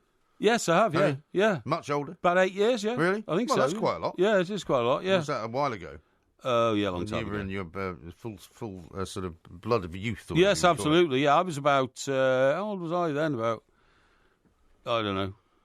25, something like that, you know. And she was 33. That's quite a big that's difference right. Yeah, at that time. Yeah, that's right. Yeah, that is quite a big difference. It was. Yeah. You see, Ivanka Trump was knocking around in Europe as well. Yeah, she was getting getting booed. Mrs. Merkel, wasn't she? Yeah, she was getting booed roundly because she was defending her father's record on women. Yes. That, you know, he has a lot of women friends. And Yes. There's a lot of women who work for him. Who've worked for him for a very long time. Yeah. And she was attempting to point out that actually he wasn't at all sexist. Yeah. But she was also with the Canadian Foreign Minister, Chrystia Freeland. Yes. As well as the IMF chief, Really? Christine Lagarde. Really, yes. Well, that's very interesting, isn't it? You know? Well, it is. I'm just kind of keeping that theme of international politics going for you. That's right. Absolutely right. Yeah. Now then, your hound, Ziggy. My hound. Lovely dog, you know, very fond of Ziggy and all that kind of stuff. Yes, he was quite fond of you, actually. Yes, a nice dog and all that. Are you going to subject him to the latest ridiculous fashion designer thing that you do with your dog now? What's that? You paint them. Paint them? You paint your dogs. Why? Oh, what you mean? You paint? You can go to you actually physically paint the dog. You can go to a dog artist, right? And you cover their coat in ridiculous. Tattoos and all sorts of things. Although the Dalmatian looks quite cool. Yeah. But I don't think that can't be right, can it? Yeah. Well, I don't know. I mean, what's wrong with it? You know, human beings have tattoos. Yeah. Why shouldn't dogs? Well, yeah, but I mean, these dogs that I'm looking at pictures of there, they've covered the entire body with some kind of pattern. In one case, if you look at that one bottom left, they've actually glammed up a cat to make it look like a human, you know, with lipstick and all that kind weird. of... Oh, it's awful. Very weird. I think if you walked a dog that looked like that, people would be quite right to give you a hard time. What on earth are you doing to your dog? Exactly. You know? Well, what's wrong with it? Well, I just think you shouldn't be covering... I mean, a dog is an animal, right? Yeah. And first of all, I think you shouldn't be doing anything with a dog that he doesn't admit to wanting to do. Yes. Right? You can't ask the dog if he wants to be painted, can you? You can't ask the dog if he'd like to have a tattoo of some description. Yes. So therefore, you just have to assume that he probably would quite like to be left alone. Yeah. And a dog... I mean, you don't want to colour the dog. Well, you got a black lab, he's black. You've got a yellow lab, he's yellow. Yes. Why would you want to paint him? Well, because apparently kids like, you know, painting their dogs now, and they're encouraged by their parents with a load of crayons not crayons, felt tip pens. Well, they'd have to. You couldn't use an ordinary felt. You couldn't use like a magic marker that doesn't come off. Could you? I don't know. Well, that's probably bad for their skin. Well, it must be, I would think, yeah. You have to be very, very careful because the trouble is, you know, you don't want to use anything that's toxic. That's right, yeah. It says here, painted pooches and mortified mogs, you know, find themselves in chaotic surroundings when their owners have started painting them and taking them out for walks. Yeah.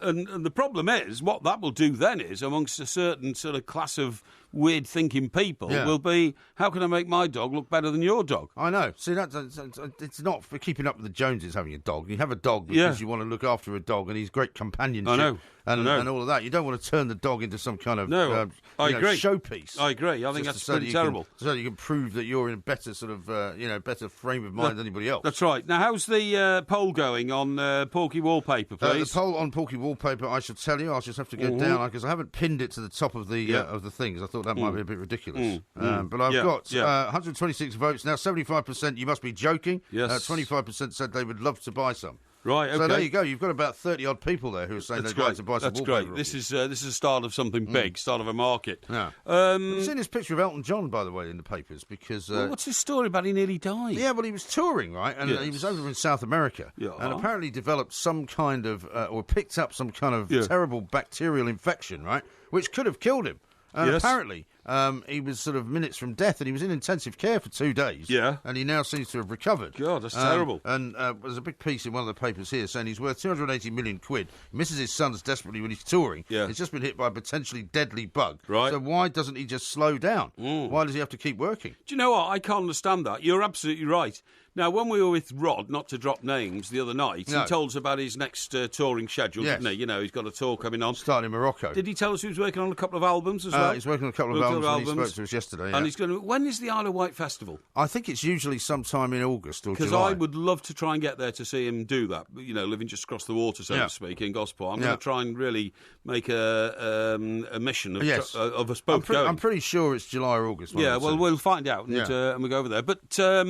But nevertheless, he still takes time out with his lads to go to football matches. Absolutely. As we went with him on Sunday. Yeah. So he's not constantly on the roads around year round. He's not, but I mean, I imagine if you're somebody like him, you're on the road maybe 6 months of the year. Well, yeah, but even when he's on the road, remember he told us when he plays in Vegas, he flies home every night. Yes. He does a set in Vegas, his plane's waiting at the airport, he gets on it, and an hour later he's back in LA at home with all his family, because he moves all his kids over there. Right. So he's not exactly, on the road. Now, I do know that I read an interview once with David Furnish, who is Elton John's husband, I think, isn't he? Certainly his partner in life, anyway. Right. And whilst the interviewer was talking to him, the phone rang, and it was Elton John. And David Furnish, took the call, was, delightful.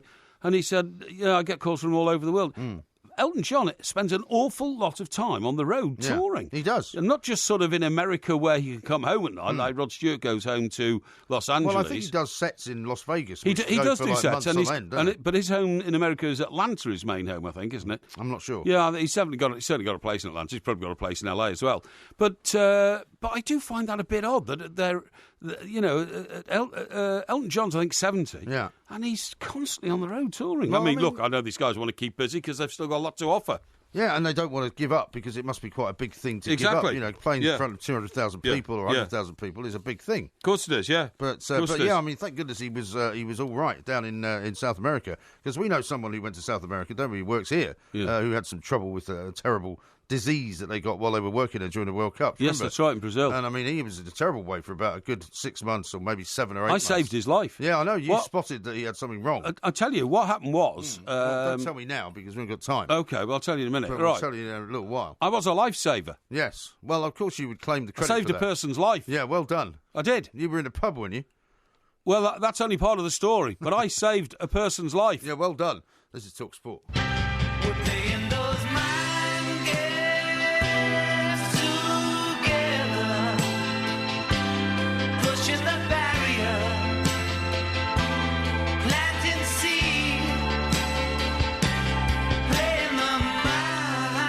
Sport. We are the two mics. Coming up a little bit later on, it is, of course, an opportunity for you to get a question answered live on air. It could be a personal matter. It could be a financial matter. It could be something about travelling. It could be etiquette. It could be anything you like. Tweet it at the two mics and just hashtag it Ask Porky. Right now, though, we're going to talk to Bobby Carlton, who is, of course, a writer for VRScout.com and an immersive technology engagement expert. Yes. We're going to find out from him what is in store for us in Facebook's future. Indeed. Bobby, a very good morning to you. Welcome to the show. Well, thank you for having me. Good morning to you guys. Yes, indeed. Now, I mean, there's lots of phrases like artificial intelligence, augmented reality, and that kind of thing, which are becoming more and more common parlance for us, I suppose. I mean, can you tell us what augmented reality really is for a start? Because it's different, isn't it, from having a sort of a world like Oculus Rift that you can get involved in, and the virtual reality hardware that you can get. So tell us about augmented reality, what that is. Sure. Well, augmented reality basically is it's your real world environment mixed with virtual reality. Mm-hmm. So take the whole idea of virtual reality, but now you're adding your real world environment. Your friends, your couch, your dog could be in your view, but at the same time you might have this virtual tree, also mixed in with your vision there. Okay.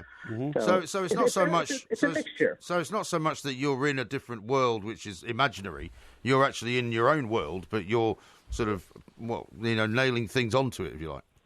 Yeah, you're enhancing it. Yeah, exactly. So virtual reality allows you to be in other worlds, where augmented reality puts you in your real world environment, and it allows you to bring a layer of virtual reality that you can interact with. Yeah, I mean, I'm struggling with this concept a bit, Bob, I have to say. I mean, how will it change our lives? Tell me that. How in the future is it going to make me a different person to the one I am now, living in the real world?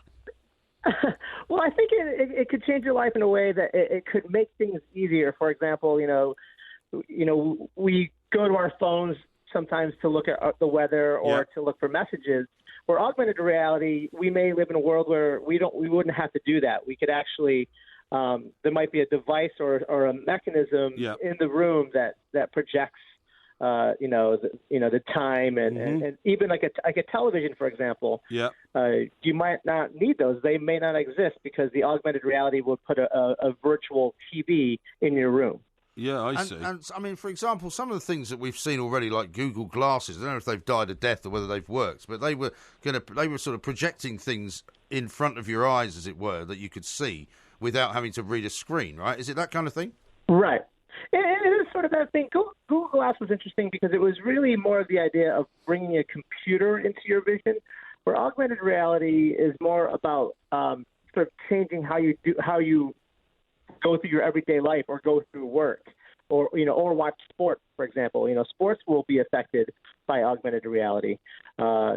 People will be able to, watch a game and then using a headset could be on the field, could actually pull up stats, of the player and converse with that artificial player in your room. Mm-hmm. Is it not just the same as putting on one of those masks which, take you into, the Serengeti desert and all that kind of stuff? I mean, it's just transporting you somewhere else. Exactly. It's transporting you somewhere else. Yeah. But again, with augmented reality, the slight difference is that you will be able to interact with the images in a more robust way. Yes. So, I mean, you might be able to, for example, be involved in a football match as maybe a linesman, even though the football match is actually on live and the football match is real. You're not the real linesman. Absolutely, yeah. I mean, down the road, that's something that it could possibly happen. I mean, we use a technology now with training with the military, where they're actually experiencing, an actual, feedback with weapons and missiles. And so, yeah, you could absolutely, in a sense, play a virtual football game, and feel the other players against you and, be winded and whatnot. Okay. Now, Bobby, sometime over the last 10 or 20 years, we've asked the question, are we creating Frankenstein human beings because of the amount of transplant technology which we are now able to repair, people's bodies with? Is the same thing going to happen with this augmented reality? And that at some stage in the future, are people going to have difficulty telling the real world in which they live from the augmented reality world in which they want to get into? And then, the lines get very, very blurred. They do. And you bring up a really good point that absolutely can happen. I mean, it happens now, even with video games. We get people playing games and they get so immersed into the game, they sort of forget what is real and what isn't. And the thing about the augmented reality is, it's all about moderation. It's depending on how you use it. People can absolutely abuse the technology. Yeah. But if you use it, wisely and use it correctly, and understand that, we still as individuals want to have real life social, contact, with real people. So I don't think that will ever be replaced.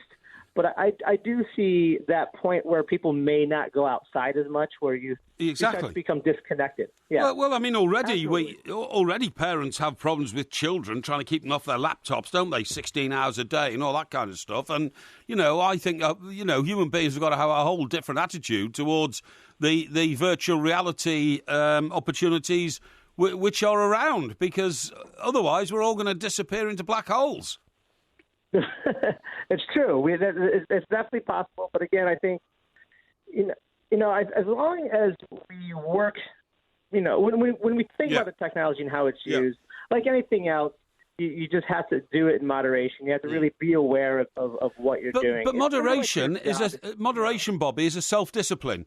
And, alcoholics have problems with moderation. So do anybody who's a fanatic about something. Some people work too hard. Some people drink too hard. Moderation is a very difficult self-discipline. It is. And you're right. Where's the balance with augmented reality as we move forward? I mean, look at Facebook's new Spaces application, where they're really encouraging users to immerse themselves to converse with your friends in this virtual world. Yes. And you're right. I mean, at some point, someone's going to come along and say there's a problem. We have a social problem here now. that's emerged from virtual reality and augmented reality. Well, because it's hard to imagine having more time to spend on doing all this stuff, right? Because, I mean, in April, for example, Facebook revealed the existence of this new division, which is apparently known as Building 8. I don't know whether you know much about this one, Bobby, but this is all about supposedly brain-computer interfacing. Now, this presumably means a bit to the layman like you, and myself and Mr. Parry here. You're talking about mind reading, aren't you? Essentially, yes. I'm not sure how true that is. I mean, it might be more predictive. Like, for example, predictive texting on your phone. It may be an AI just using predictive software to kind of guess what you're doing based on what you've done in the past. I mean, if you think Google or Amazon does it, when you buy something on Amazon, all of a sudden you start to see ads in the sidebar of things sort of what you purchased, but not necessarily. So it's the same type of thing. I think Facebook is using sort of a predictive software to sort of figure out what you may be posting. Yeah, because you might not want to know. I mean, you might not want to know what's in the mind of someone that you're dealing with on Facebook. I mean, we have people on Facebook here, obviously, who are not necessarily that close because they may be fans of the show. You might not want to know what's in their minds at all times. Right. Oh, yeah. I mean, and again, I think with the viewer, the person, you would have to, again, change how you view those individuals' Facebook feeds or social media feeds. Turn off the settings. Remain connected with them, but stop following them. And I actually do that myself. I actually have many friends that I'm friends with, but I really don't want to see what they're posting all the time. So I actually go through my social media and turn off notifications for certain people. So you cull them every so often. Well, that's probably very sensible. Well, it all sounds like a bit of a brave new world. Bobby, thank you very much indeed. Bobby Carlton there, writing for VRScout.com, an immersive technology engagement expert. It's all fascinating stuff, this. But in the end, you'll have to have even more time in your day to actually dedicate to communicating with people in a variety of different ways. Yeah, I find it all difficult to take in, to be honest. I think the best thing you can do is stay away from it. Yeah, but you can't stay away from it forever. I mean, imagine if... You have to embrace it. Imagine if the nutter who runs North Korea, Kim Jong-un... Kim Jong-un. In Pyongyang. Yes. Imagine if he suddenly decided that he didn't want to live in this world anymore. He's going into the virtual reality world. It'd be even more dangerous than Nutter now than he already is. Maybe if he spent more time playing on a computer, he would be less dangerous. Yeah, but I mean, he thinks that actually launching nuclear missiles and all that is a computer game almost. He's so deluded, isn't he? We could convince him to do that, then he wouldn't actually launch the real ones. Yeah, well, maybe... He'd get a kick out of just playing the game. Maybe the American, spy network, which is, which could be already blowing up his missiles, maybe they can put some stuff in his computers so that when he fires a button and he sees a missile take off, it's not actually happening. Right. It's a virtual reality image. We've talked about this before, but do you know, it's been said, and obviously we can probably confirm this with people who know more about these things, that whenever Donald Trump is on Twitter, then there are a whole load of bots, as they are known, which are sort of artificial Twitter accounts run by a computer, which will bombard Donald Trump with stories that they think he might read and pick up on, as in whether they're fake news or whether they're propaganda. What, for commercial promotion? Well, no, these are all from Russia, apparently. Oh, I see. The Russians basically bombard Trump with all this stuff, hoping that he might pick some of it up and then start tweeting about it and saying, oh, by the way, this has happened or that's happened. And, I see. I know about it because I read about it. Yes. It's a fascinating world. So you can't completely and utterly dismiss it. And it's becoming a more and more complex world as well. I mean, it's, it's something which I'm glad wasn't around when I was in my mid-20s because I'm going to leave it all behind now. Yes. Quite right, too. Yeah. This is Talk Sport. Yeah. The Two Mics, simulcast across the UK on Talk Sport and Talk Radio. It's a wonderful night, you gotta take it from me. It's a wonderful night, come on and break it on down. It's a wonderful night, you gotta shake it from me. It's a wonderful night, come on and break it on down. It's a wonderful night, everybody can see. It's a wonderful night, come on and break it on down. It's a wonderful night, go ahead and release. It's a wonderful wonderful night. Come on and break it. This is Talk Sport. We are of the two mics. Coming up very shortly, we're going to be doing Postman Pork, in which you will be opening a whole variety of packages, letters, sort of jiffy bags, and many things that have been sent towards you. I think we'll do that just after the news at 3 o'clock. Yes, I think you're right. And I think we should film it. What do you think on Facebook and put it out there? It will not be a virtual reality. It will be reality. It will. But if you want to revisit, I suppose the way you saved that guy's life, would you like to tell us?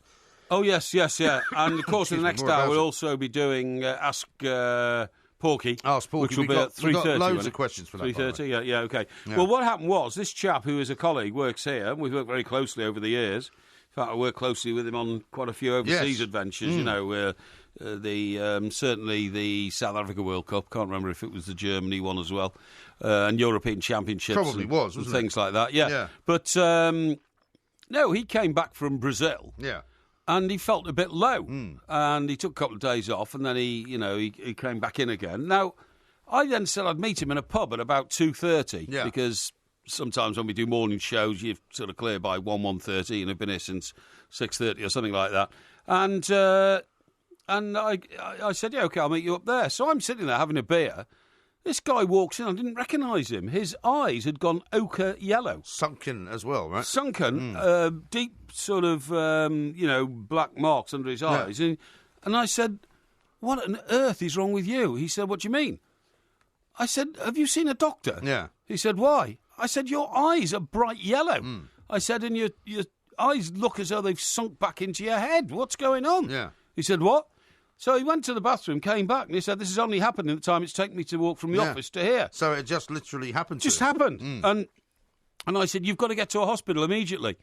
And he said, but I said, you must get to a hospital immediately. Anyway, he then managed to ring his doctor's surgery near where he lives, which is somewhere up in, I think, Hertfordshire. Yes, that's right, yeah. And he said that, and I took the phone and said, you've got to see this guy. I said, you can't see him as I can. There's something terribly wrong here. And he went off and he was admitted to hospital after he'd been to the doctor's clinic because he had a very severe infection of the liver. That's right, sort of hepatitis of some kind. Hepatitis of some sort, which he'd picked up in Brazil. He'd only been back from Brazil about a week or something, And he definitely picked it up there. Oh, they know what it was now. What it was now is it was some terrible form of food poisoning or something like that. But I mean, much worse. It attacked his liver, not just his stomach, and that kind of stuff. And although I don't wish to, sort of blow my own trumpet, if somebody else had been sitting there and just thought, oh, his eyes are a funny colour, and allowed him to drink, this is the main thing, because his liver was severely damaged. Yeah. We were going to have a session. It could have involved, 6 or 8 pints of beer or something like that. And I said, no, you're having a drink. Said, alcohol's the very worst thing you must consume at the moment. I said, you're having anything, you must get to a doctor. And had anybody who was less able to take charge of a situation than myself, you know what I mean? It could have been a very, very different outcome. It could well have been. Delighted to say that the boy's now fully cured. He is. He didn't. But he went to the hospital and they kept him in for about 4 months, didn't they? Yeah, they kept him in for months. I mean, a long time. A long time. Yeah. But because of the very swift action, which just as well you took him round to the hospital then. Oh, absolutely. And did you? What? Did you? No. I got a car for him and sent him straight to his doctors in Hertfordshire. Yes. I went outside and summoned the car, put him in it and said, get off there. And told him to keep in touch with me. And that night I heard he'd been admitted to hospital. But due to the swift diagnosis on my behalf, because I could see it was something terribly wrong. Not only did he make a full recovery, but he made it without any form of liver damage at all, which the doctor said was remarkable considering the strength of the virus that had entered his body. Absolutely right. Could have knackered his liver, could have completely destroyed it. And I think once you've had that kind of problem with the liver, you have to be careful for the rest of the time, really. Of course you do, yeah, absolutely. No problem tricky. at all. Very tricky. Anyway, indeed. that's something which I was put on earth to do, obviously. Now you drive down the A303 quite a lot, don't you? You have done in the past. I used to, when I lived in Wiltshire, I used to go down there all the time. That's the road that takes you down to Stonehenge. Yes, that's right, absolutely, yeah. Now, this is a remarkable statistic, okay? Of all the roadkill in this country, and there are thousands of roads, right? Yeah. You admit there's thousands of roads in this country. I do admit it. I'm not sure why I have to admit it. Yeah. It's not like I'm under this pressure. No. I mean, particularly in the country, there's lots of roads. I mean, I would not deny that there are thousands of roads exactly, in the country. Why would I exactly. do that? Because what I'm telling you is this. Of 2,213 incidents of roadkill recorded on all of England's roads. And I've noticed there's a lot more roadkill at the moment than there used to be. Maybe there is. Yeah. On all of England's roads over the last 12 months, right, more than 1 in 5 met their death on the A303. Really? 20% of all roadkill... What, in the entire country? In the entire country. How bizarre. Has died on the A303 via Stonehenge.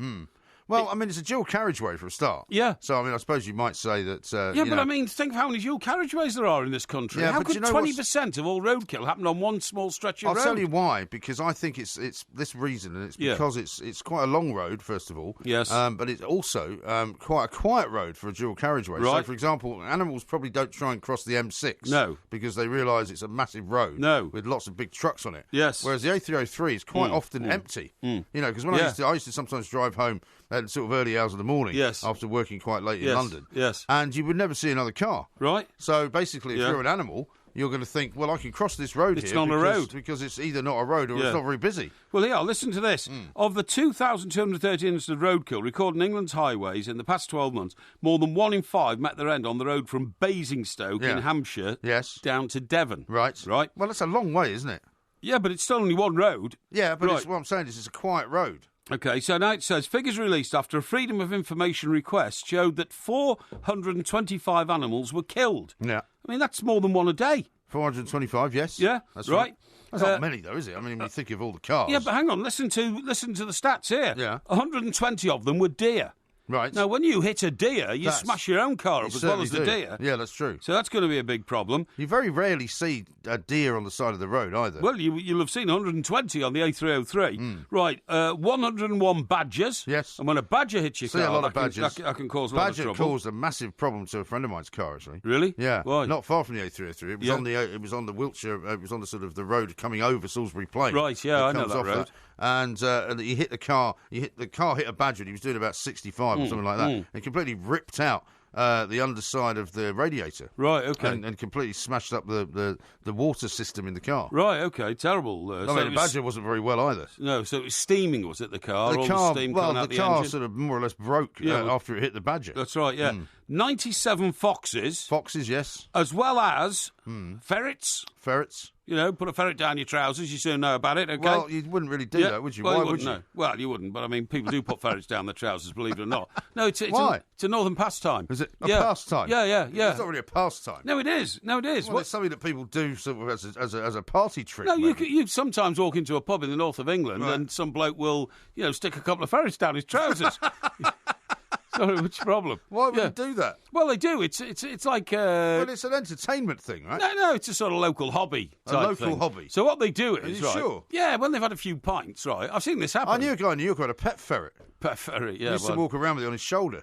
Really? Yeah. Oh, that's strange. No, they've got very sharp claws, you see. This is why they put them down their trousers. To see if they can survive their hollyhocks. Well, yeah, but it's still, I don't really accept that it's a pastime. It is. You walk into a pub in the north of England sometimes, and some bloke who's had about 4 or 5 pints, suddenly has 6 or 7, and then he gets up and he Where does he get the ferret from? Well, they have ferrets in cages, in the north of England. In the pub? Well, yeah, sometimes. Yeah, they do. They have them in the backyard or something. And so what he does is... Call for the ferrets. Well, he calls for rope first. Yeah. Do you know what the rope's for? No. To tie the bottoms of your trousers to your ankles. Why? So the ferrets can't get away. Well, what's the point of this? Well, I don't know. It's a northern, pastime sort of thing. It's like a macho thing. Yeah, that's right, yeah. And then Is there a record for the number of ferrets you can put down there? No, but there's a record for how long you can keep them down there. I see. That's the problem, without them, sort of badly damaging. Well, just watch the football like everybody else. Well, I don't know. This is what they do in the north of England. And then you drop two ferrets down your trousers, right? And then you do a kind of, dance to keep the ferrets happy. Well, I imagine you do. Yeah, that's right, yeah. But Will they not bite you? Well, they scrabble around quite a lot and that kind of stuff. I've never done it myself. I've never actually had the inclination to drop ferrets down my trousers. Yeah. And then, after about 60 seconds or something, you get the ferrets out. And how'd you get them out? Somebody else. Put your hands down there. No, somebody else takes them out. Surely they could bite you. Somebody else with a glove takes them out, you know. But anyway, that was only because we were saying these ferrets get killed. Otters? Otters killed by cars, yeah. Otters, yeah. No, I wouldn't have thought an otter would make its way to the A303. Well, I'd have thought that, you know, if it was a river nearby, it'd stay in the river. Owls are regular victims. Owls? Yes. A pig. A pig. Well, it's just the one. Just the one. A sheep. A sheep. One. Was he with the pig? Not at the time, I don't think. And a swan. A swan? A swan. Yeah. See, that's unusual. Yeah, it is, yeah. The swan's normally quite good at getting out of the way. Nor were domestic animals spared the slaughter. 49 cats and 29 dogs. Yeah, shocking. I mean, this is the road of death, isn't it? It really is. Yeah. Brendan points out, not all of the A303 is dual carriageway, and it's actually one of the busiest non-motorways in Britain. Well, there you go. Especially in the summer. There you go. But I'm expecting, Brendan, that much of this will have happened at night. Yes. I think that's when most roadkill does happen. It's when, because you can't see an animal, and they probably can't see you coming until it's too late. Yeah, that's right, absolutely. You know what I mean? Have you ever hit anything like that? No, I don't think so. The most unusual fatality was a wallaby that was killed on the M1. A wallaby on the M1? Yeah. Blimey. Although the investigation said the marsupials have been spotted living in the wild in Devon, Norfolk and the Peak District, but not on the M1. Oh, I suppose the M1's very close to the Peak District, isn't it goes up that way, doesn't it? Yeah, it does, yeah. I mean, it's sort of, not a million miles away. It also, wallabies are quite frequently spotted in an island. They exist in an island in Loch Lomond. Yes, that's right. In the middle of the loch. How about this one? This is the worst one, right? Of all the animals killed, 85 were too badly squashed to be identified by species. Really? Yeah. Well, so you didn't even know they were? They were flattened like by a steamroller, you know what I mean? Well, I suppose, terrible. Especially if they get run over more than once. Oh, absolutely, yeah. They could get run over like half a dozen times, couldn't they? Yeah. Oh, dear me. Well. It's bad news. Well, there we are. Yeah. Shocking business, that. It is. Yeah, I don't know what to make of it, really. No. I'm just concerned about the one pig and the one sheep. That's right, yeah, wandering around and bang, you know, oh, dear, just ran into a Ford Mondeo.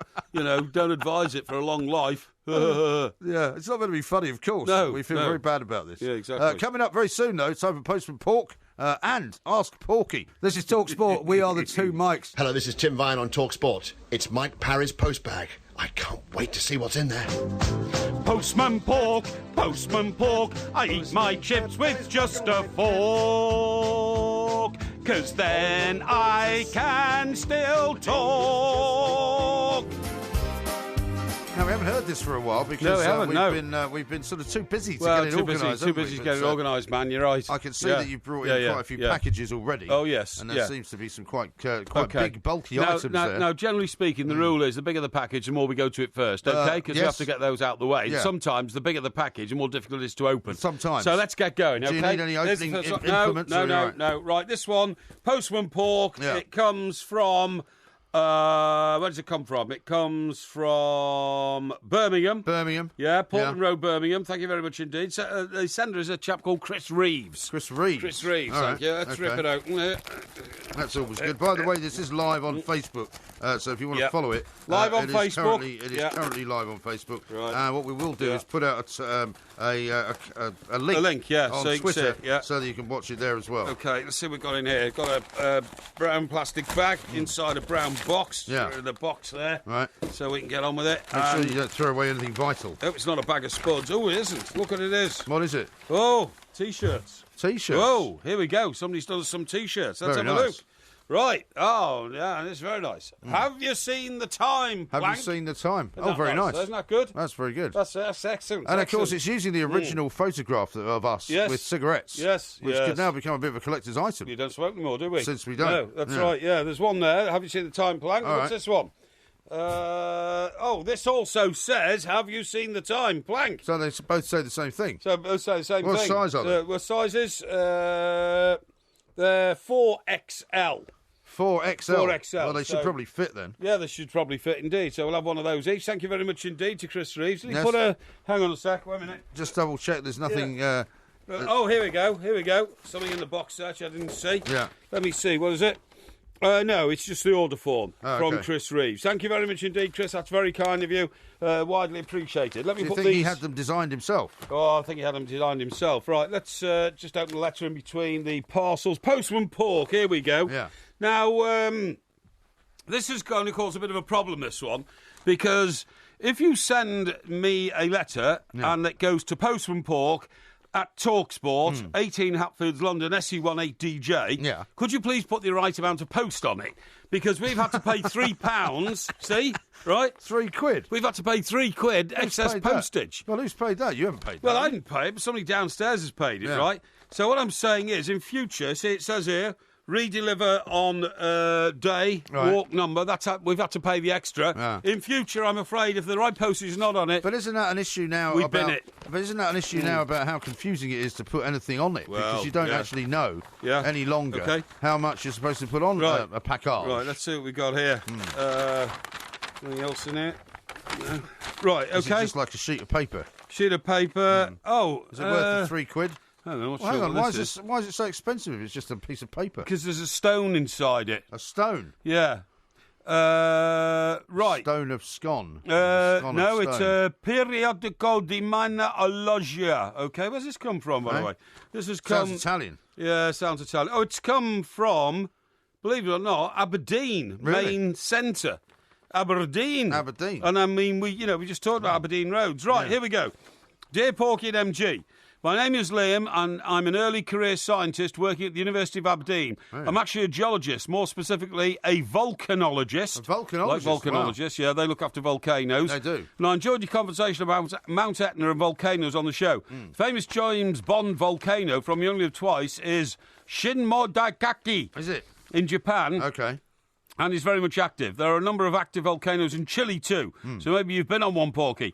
Technically, if you have ever visited Arthur's Seat in Edinburgh, Giant's Causeway, Northern Ireland, I'm telling you, he says, or Mount Snowdon in North Wales, then you've climbed a volcano. There you go. Albeit some very, very extinct volcanoes. Well, I've certainly climbed Snowdon. Have you? And have you been to Giant's Causeway? No, I haven't. I haven't either. I'd quite like to go there.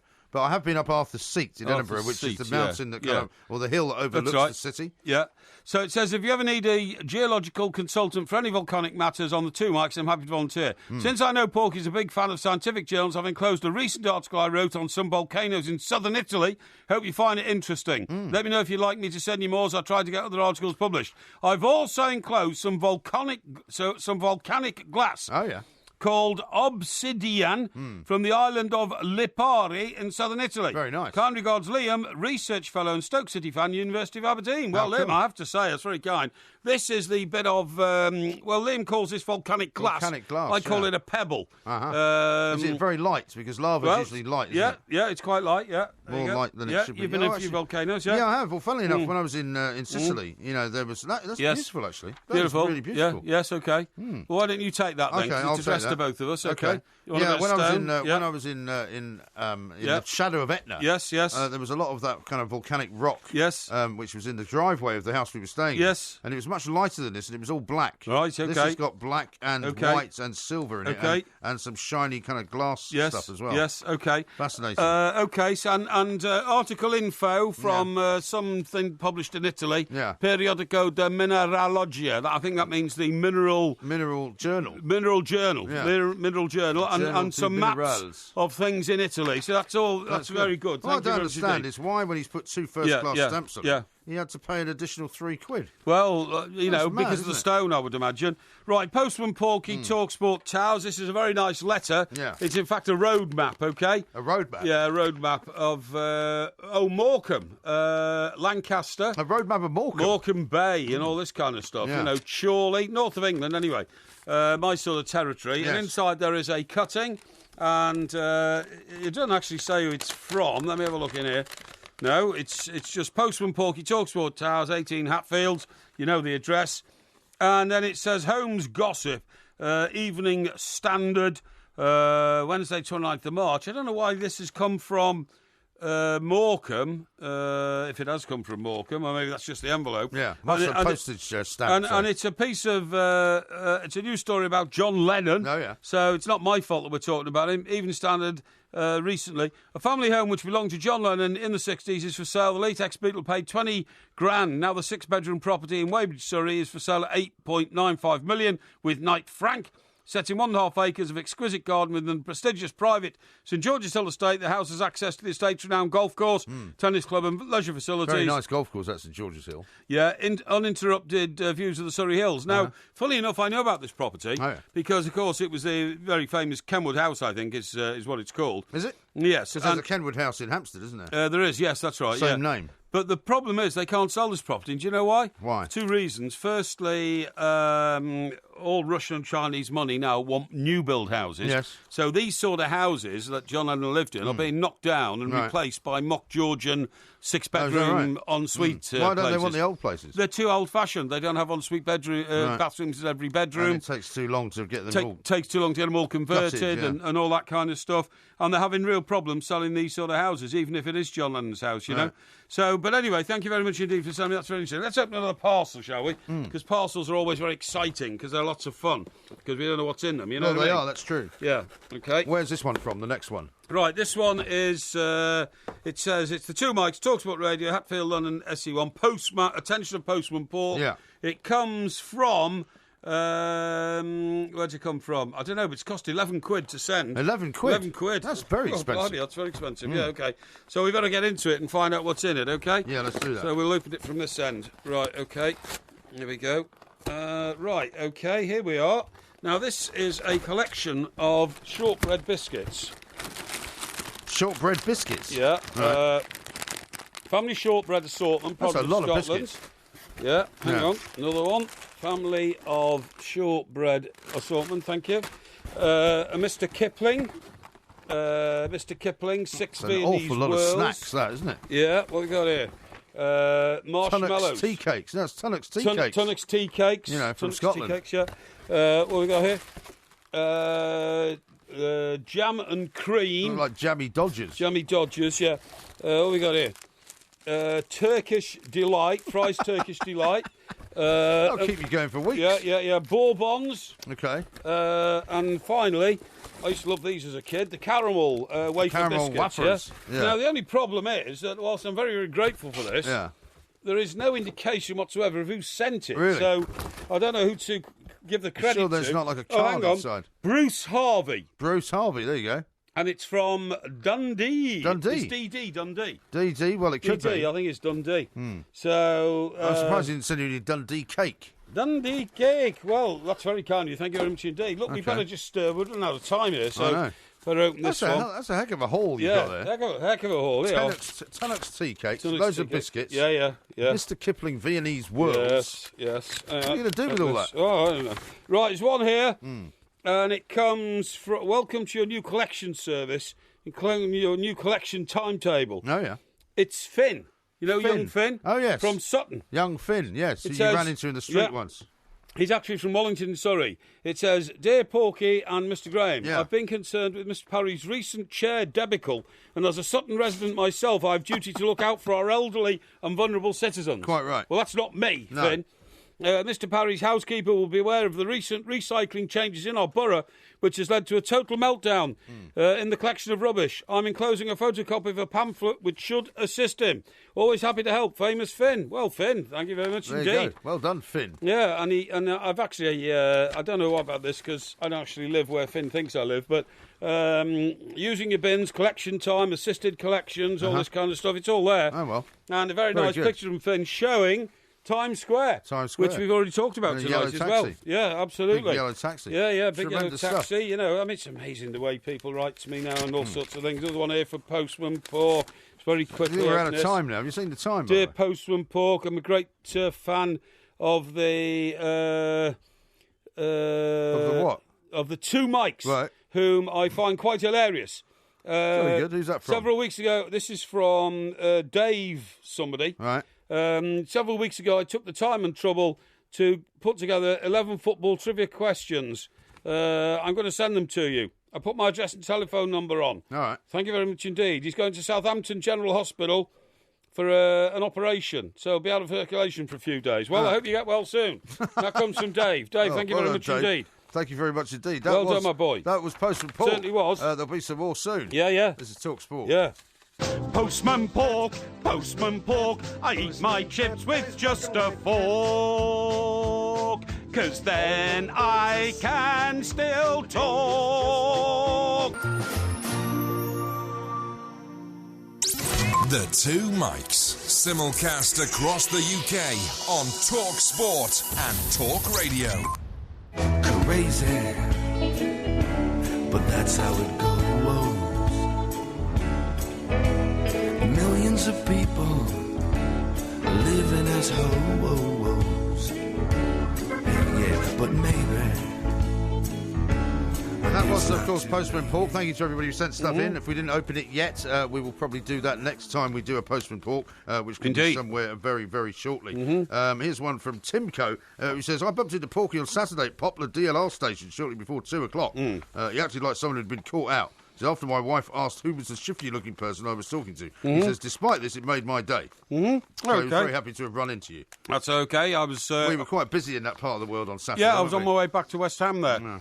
Because we did a show there, of course, and we had 1 or 2 things we had to do. Yeah. And then we got back for the game. We had to do stuff in between 1 and 3, didn't we, basically? That's right, yeah. Before Pixie Lott took to the field at half-time. Exactly. Which was, I think, as we said on Monday, about the most exciting thing that happened at West Certainly Ham. was, yeah. It was a pretty awful game. Would have been great if they'd have let us know about Pixie Lott being there. That would have been good. We'd have dragged her up to our studio. Yes. And she was launching a new record on the day, so it would have been good. We probably wouldn't have dragged her up there. We probably would have asked her politely if she wanted to accompany us. Indeed. Yeah.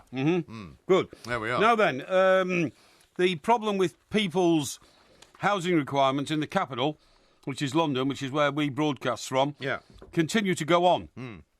So what some guy has done is he started a company which is now offering naked homes. What? Naked homes. Naked homes? Yeah. I mean, I've heard of naked cleaners. We've had that, right? No. We've had naked... You know, when I was down in Dorset, by the way, the other weekend, there's a part of the Studland down there which has a sort of a naturist reserve. Yes. And there's past signs past this hotel which says, you know, turn right, next and right for the nudist beach. Yeah. My kids were sniggering away. I think it's pretty disgraceful, actually. Well, I don't suppose... I don't care. I just think they're such weirdos, nudists. Well, I don't really care if they want to go and sit on a beach. Well, yeah, but they shouldn't be allowed out in public. They should, you know, buy their own bit of land or something and go and do it. Well, apparently on that, you know, that little ferry that goes over to Sandbanks, the little chain ferry, as they call it. That's got an advert on it. Studland Bay. Yeah, that's got an advert on it for preserving the naturists' sort of area. Really? Yeah. Anyway, this one here, the naked houses, what it is that that's all you get. You just get the inside of a building. Oh, it's nothing to do with nakedness. No. I see. No, they're called naked homes. Oh, I see. There's only one catch. Buyers must add considerably more than their own decoration and furniture. The naked homes concept lacks flooring, plasterwork and even internal partitions. Instead of a fitted kitchen, only a sink will be provided and there will be no bathroom. So there's no plumbing or anything? No plumbing. You have to put all that in? Yeah, absolutely. The Mayor of London, Sadiq Khan, has backed the scheme in Enfield, which is a small town north of London. It is, yeah. In fact, there's a little town beyond there called Botany Bay. Is there? And it's I think we've spoken about this before, actually, yeah. It's where, the captain of the first ship to land in Australia came from. That's why he called that one Botany Bay. Oh, right, OK. And it wasn't Captain Cook, by the way. It was the other guy... one. No, it was the guy who took the first consignment of those who'd been transported to Australia. And when he found the bay where he dropped them, he called it Botany Bay after the Botany Bay in Enfield. Oh, there we are. Yeah, we used to have a guy called Joe from Enfield who used to ring up Talk Sport all the time. Yeah, especially the overnight shows, yeah. Oh, yes, yeah. Anyway, nice guy. It says 22 of the no-frills homes are to be built on 3 sites owned by the local authority. Yeah. The council will retain the freehold on the land used at present for garages and car parks, removing a further cost from the equation. The new homes are expected to sell for up to £380,000 less than the average in the capital, some prices as low as £150,000. The plan devised by a not-for-profit developer called Naked House, that's where the naked apartment comes from, OK. and part funded with a £500,000 grant from Mr Khan, aims to ensure the homes are affordable for those earning $40,000 a year. Right. Which is the average salary in Enfield. Well, hang on, it might be affordable for them to buy the house, but how are they going to afford to then have to do it up? Well, they have to do it over a number of years. Yeah. That's quite a big average salary, isn't it, £40,000? Well, I mean, £26,000 is meant to be the average salary. Which includes places like Hartlepool. But that's in the country, right? I think the average salary in London is quite a bit higher. I would say maybe more than 40,000, actually. OK. Well, it says the first should be ready by 2020. If the project is successful, work will begin on a further 7 sites in the borough. Yeah. although Simon Chufot, one of the developers, said his group had already started talking to other councils about similar schemes. So again, it's another attempt to get over the massively escalating cost of property in this country. So do they sell it by square footage? I mean, is that how they do it, for example, or are they all the same size? They sell it as a unit. They're all the same size. It's sold as a unit. And does it have more than one floor, or is it just a sort of bungalow type scenario? The developers who took their inspiration from similar schemes in the Netherlands say the homes will be habitable from day one and will meet the requirements of planning officers and mortgage providers. They believe the public are keen to have a hand in creating their own living spaces, especially if it's going to save them money. I'm sure that's true. But, I mean, you know better than most people, I would imagine, how complicated and difficult it is to put in. Of course it is. I mean, you have to put in, like, a damp course, for example. Oh, no, they've got all that. No, they've got the basic fundamentals of a sound property. Right. But there's no bathroom. No bathroom. I mean, a bathroom, to put a decent bathroom in is going to cost you upwards of about 20,000, isn't it? No, I wouldn't have thought so. You could put a bathroom in for 2,000 or 3,000. Really? Yeah. A shower. What, including all the plumbing and everything else? Yep. Shower, loo and wash basin. Right. You could... That's all the labour and everything. Well, I suppose a lot of this is about doing it yourself, you see. Oh, I see. I imagine this would be, getting your mate who's the plumber to come in and all that kind of stuff, you know what I mean? Yeah, that wouldn't be any good to me. No. I could not put a bathroom in. No, I totally agree. Neither could I. Funny enough, I wouldn't even attempt to. A mate of mine who's got a hairdressing salon, right? Oh, yeah. Not my hairdresser. This is not the Italian guy. This is not the Italian guy, no. And he renovated his whole salon himself. Right. He put in new basins, new head things that you put the water on the hair Showers, on. yeah. Showers and that kind of stuff, He took, he plastered all the walls, put new mirrors in, everything. He did it all himself and saved himself probably about 20 grand, and then reopened his business after a week. Yeah. It's good idea. But you've got to be very, very good at that sort of thing because there are so many bits and pieces that can go wrong. Yes, no, I totally agree. I mean, unblocking a sink I can just about manage, but I don't think I could put one in. No, neither could I. Now then, what was I going to tell you? Yeah, I was going to tell you that Born Ulvaeus, the half of the genius songwriting duo of ABBA, yeah, 72 today. Yes, is he? Oh, we should have had some ABBA music then. Well, we can have some before the end of the show. Oh, okay. That was just a thought. Right. Now then, what was I going to tell you? I was going to tell you that you have mocked me for years for the amount of walking I do. Oh yeah. But listen to this. Well, I haven't mocked you for doing it. I've just wondered whether you actually do it. Don't be silly, of course I do. Listen to this from one of my medical journals. Walking benefits the brain more than cycling, a new study says. Well, that wouldn't be terribly surprising, would it? Scientists found plodding feet boost blood flow to the grey matter more than pedalling by sending pressure waves through the arteries. They used ultrasound to study blood circulation in the brain in 12 healthy young adults during walking or resting upright. Now, well, guess what the caveat to this story is? What is the caveat? Well, David Cameron, probably the worst Prime Minister we've had since the Second World War, right? Yeah. He, of course, made a big issue of cycling to work, and having a stupid little windmill on his chimney at home and all this kind of stuff. Yeah, you know what I mean? In Notting Hill or somewhere like that. But the cycling bit was to prove his green credentials, even though a car used to follow him with his briefcase in it. You know what I mean? That's right. But anyway, he made some disastrous decisions as Prime Minister because he just couldn't get it right. Not least to have a referendum, which which cost him his job in the first place, and catapulted us out of Europe when the whole plan was to keep us in Europe. Yes, he got completely the reverse result. The most ridiculous overseas policy decision to invade Libya since that other idiot Tony Blair invaded Iraq and then smashed up people's countries for no particular reason. Yeah. But we have had all this before, you know. Yeah, but that could be because when you cycle, you don't exercise properly and none of the oxygen gets to your brain. Right, you think you might have had a problem. That would explain Boris Johnson as well, wouldn't it? It would explain Boris Johnson as well. But what about the fact that shortly before calling the general election, our current Prime Minister, Mrs Theresa May... in fact, went walking for 5 days up and down hills in Wales. She said that was where she came up with the idea. Clear thinking, plenty of oxygen in the brain. That's what walking does for you.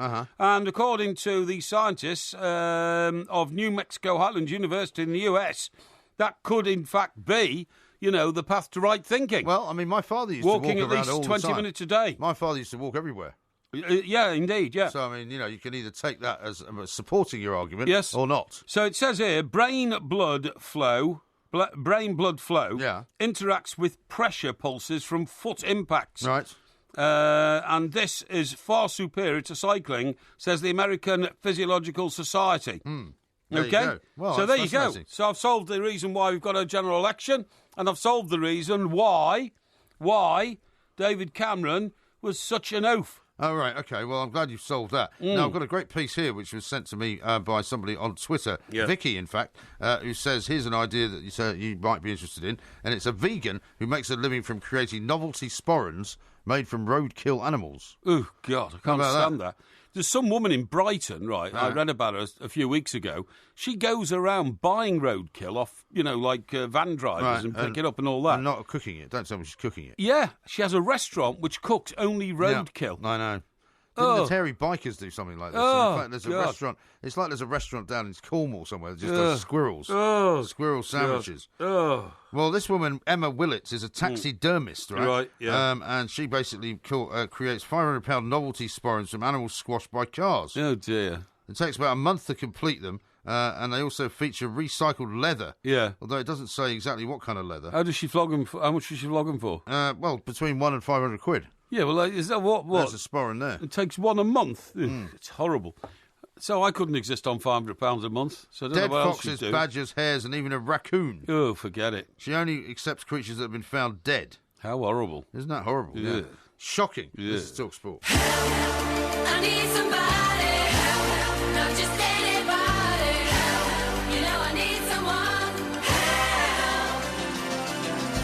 When I was younger, so much younger than today, I never needed anybody's help in any way. And now There's that Bananarama version of help. I think that's a very good version. Somebody said earlier it was done for comic relief, they think. I think it was, yeah. So, I don't remember if that was the case. Yeah, but, yeah. Well, they've kept the essence of the song anyway. Oh, yeah, I think it sounded great. A nice, lively song, yeah. Yes. Yeah. Well, now, we've got, of course, loads and loads of questions Yes. for Ask Porky. Okay, let's we're get going to going. get on with them straight away. Yeah. Some of them come in on Twitter, some of them come in on Facebook. Yeah. If you have sent them in and we don't get to them, please don't worry. We might be Yeah. able to hold on to them. First Yeah. one is from Chase, Right. Who says this. What is the best way to have a cup of Yorkshire tea? I'm a novice tea drinker in the US who splurged for Yorkshire tea on Porky's advice. Funny enough, I saw, is it Joe Root, the New England captain today, with his cricket shirt on, and it's sponsored by Yorkshire Tea. Yeah. So they're quite a significant company here. I drink Yorkshire Tea as well, because it used to sponsor Heartbeat, which is one of my favourite TV programmes. There's only one way to drink tea. Don't bother putting it in a pot. It goes cold too quickly, and all the heat comes out from the metal. You do it a tea bag at a time, or 2 tea bags if you want a strong cup, into the cup, fill it with boiling water, let it brew for about 3 or 4 minutes, then stir it, and then take the tea bag out with a squeezer, which I have, which squeezes the rest out of the bag, you see what I mean? Oh, yeah. And it comes out through little holes in the squeezer, and then chuck the bag away, and then add milk, and it's brilliant. That's the only way to serve tea. Okay. Yeah. Stuart says, as a former boxing champion, Porky, do you think Anthony Joshua will win on Saturday? Yes, I think he will. He's only had about 19 fights, I think. Something like that. Compared to Klitschko's, having 100 fights or something. But, yes, I think Klitschko was brought down to earth in his last fight, Tyson Fury, and now we all know what it's about. I think Joshua will take him. Okay, Pierre says this. Have you ever read Moby Dick? I want to, but struggle with the classics. Have you any advice? I've never read Moby Dick. It was written by Jules Verne. No, it wasn't. It's Herbert Melville. Herman Melville, is it? Yeah, I don't know. Herman Melville. Herman Melville. I've seen the film. And Captain Bligh isn't the hero, is he? That's Mutiny on the Bounty. Mutiny on the Bounty, yeah. So I don't know who I think there's a big whale in that. Yeah, I don't know who the mad captain is, but I hated him for going after such a beautiful animal, and I wish that the whale had killed that was him. Massive industrial sort of seascaping in those days. That's what they did, wasn't it? Yeah, well, I'm sorry, I hated it. Captain Ahab. Captain Ahab, he's the guy, yeah. And I wish that, a bit like Jonah, the whale had swallowed the guy and he'd never got round to hurting the whale. It was a terrible story. Paul says this. I watched the Edinburgh DVD last night. Was Porky bladderated or just overexcited? Probably both. Yeah. Definitely a bit of bladderation beforehand. I remember it was a 3-day event, but very excited to be at the festival. Okay. Yes. Darren says this. Porky, I'm invited on the stag do, which coincides with my wife's birthday. How do I break the news to my wife that I will be going away for her birthday? Well, don't go. I don't know why you go. I don't know why people go on stag do's. Honestly, I think it's so insulting to our women folk that, in order to get married, I've got to have one last blowout and get blitzed out of my heads before facing, this terror of marriage for the next 25, 30 or 40 years or whatever. So I wouldn't go. I don't go on stag do's. I can't stand a bunch of blokes getting together where right from the start you have to enjoy yourself. Do you see what I mean? Yes. You know, we'll all be really jolly. We'll all have a great time. We'll all fool around and drink lots and, be, the life and soul of the party. Jack the lads to the end. No, rubbish. Some guy tweeted me earlier in the day, actually. I don't know if he tweeted you as well. Yeah. With a picture of a little video of about 2.5 minutes long of him and his mates in Magaluf or somewhere. Right. And wanted me to retweet it, and I didn't because No. it just made him look daft. Yeah, well, it's silly, Now, honestly. Cole says this. Have you seen the ghost recently caught on Most Haunted? What are your thoughts? No, I haven't. No? What's Most Haunted? Is that a TV show? It's a TV show, Yeah, well, as a TV reviewer, I don't review sort of garbage like that because frankly, I don't believe in ghosts, and so there's no point in me reviewing a programme on them. They don't exist. Okay, James says this on Facebook. Dear Porky, I'm upgrading my mobile and my daughter wants my old one. Is it appropriate for a 6-year-old to have an iPhone? Other makes and models are obviously available. Well, that's down to parental decision. I mean, the point is that, phones are very expensive. They're a big responsibility. But I think most children should have a phone of some sort, and you're a parent, so you will have a view on this as well. Yeah. Just to make sure they're safe all the time and they can contact their parents if they're in trouble. Just if they can make a phone call. Yeah, exactly. There's nothing wrong with that. Nothing wrong with that They at all. don't need an iPhone, I don't think. Though. No. They don't need access to everything else. Probably not. Here's one from, where is it? From Richard. Mr. Parry, are you more contented in life now than you have ever been? Well, not really. Hard question to answer, that. Yeah, hard question to answer. Contentment to me means your life's over. You know, if you say, "Oh, right, I'm really content. I've got everything I want and all that," then you're finished. I've never been content. Not for not for most of my adult life. I'm pretty anxious to make sure that I'm keeping up with the ball and all that kind of stuff. And if I do get up one morning and say, "Oh, I've got it all now, I've done it all," I will feel very disappointed with myself. OK, Man says this. On my way to work this morning, a cyclist was using the road, slowing up the traffic behind him. Yeah. About 2 yards to his left was an unused cycle lane, purpose-built, especially for people like him. Yeah. I think cyclists who use the road when there is a cycle lane available should be fined. What do you think? I agree, but how do you find them, you see? Because there's no identifying marks on a bike. They don't have a licence plate. They don't have any insurance to trace. You can't find out who they are. They're more or less mobile sort of villains, and there's nothing you can do about it. I mean, I won't moan all the time, but once again, tonight coming in, I was kept for 3.5 minutes at a traffic light, which was only for cyclists who are crossing in front of me on a cycle superhighway, but never in the year that I've been driving into town at that time of night, and the many, many times I've been stopped at that light, has any cyclist ever traversed a cross in front of me. It's just not used. It's an abandoned cycle superhighway, but it's got blinking traffic lights. Murray says this. What is your favourite football team outside the Premier League? Chester, I suppose, because that's my hometown team. They're in the Vanarama Conference, and in fact, funnily enough, they played at Sutton, which is, obviously very close to me, and got beaten 5-0 last weekend. And I'm glad there's only one game left now in the rest of the season, because they'd be in peril of being relegated. But I've worked out that they can't now get relegated on goal difference unless, they lose about like 15-0 or something. Oh, OK. There's another football-related one here from Aaron, who says, Porky, did you know your local team, Havant and Waterlooville, won the Bryman Premier in Stockbroker Belt at Kingstonian FC this weekend? I'm sure the Hawks would appreciate a congratulatory message from you. Well, very congratulatory indeed, and well done. That's down at the bottom of the A3, actually, before you go into Portsmouth, that particular place. And Kingstonian, of course, is... it's the home of, I think, the Wimbledon team. I think it is. Team. Yeah. I think it is. Claire says this. I work for BA, and due to length of service this year, I have 3 sets of free club class tickets. Where do you think I should travel to? Well, if they're indeterminate, you can travel anywhere, then I would go to New York, I would go to Sydney, and I'd probably go to Hong Kong, because I haven't been there before. Or alternatively, I'd go to San Francisco, Buenos Aires, and maybe Melbourne. OK. Glenn says, Dear Porky, since you tipped my beloved Leeds United to go up through the playoffs a few weeks ago, their season has fallen apart and our fans are left devastated. Sadly. Isn't this yet more proof of the dreaded Porky jinx? And would you like to apologise for bringing our club such a cruel curse in their fortunes? No, it's not anything to do with the Porky jinx. The Porky jinx is a myth. You've got to remember that because I put my head above the parapet and I speak out on most issues and I make predictions about things that are going to happen, I will always, there'll always be a chance that I'm not going to get it absolutely right. So if that happens, then you've got to accept that, whilst I am endeavouring to do my best to use my massive experience and knowledge of events around the world, sporting and otherwise, to help other people, I can't get it right all the time. David says this: I just listened to the last 3 podcasts. Can you tell me how you travelled to Glasgow at the weekend? I think I missed it the first 100 times. Yes, actually, we were on a private jet. The jet had been chartered by Sir Rod Stewart, with whom we travelled, and his 2 young lads, delightful little boys who had a great day out with their dad, who was a great father. Spent so much time with them all day. You might have seen pictures of them, of him carrying them on his back at Hampden Park, where we went to see the semi-final of Celtic Rangers. Game over. Back to the airport. Back on a plane. Back to Stansted. No problem. Zill says this: what impressed you most about Rod, the man or the plane? The man. He's one of the world's most famous men, and he's also one of the greatest rock stars of all time. And he was incredibly normal. I mean, just you might have been sitting there with a mate you'd known for 40 years. It was an incredible guy, and I had a lot of respect for him before for his achievements in life. I've got even more respect for him now to see him acting as a father and responding to people like us two, the 2 mics, was quite magnificent.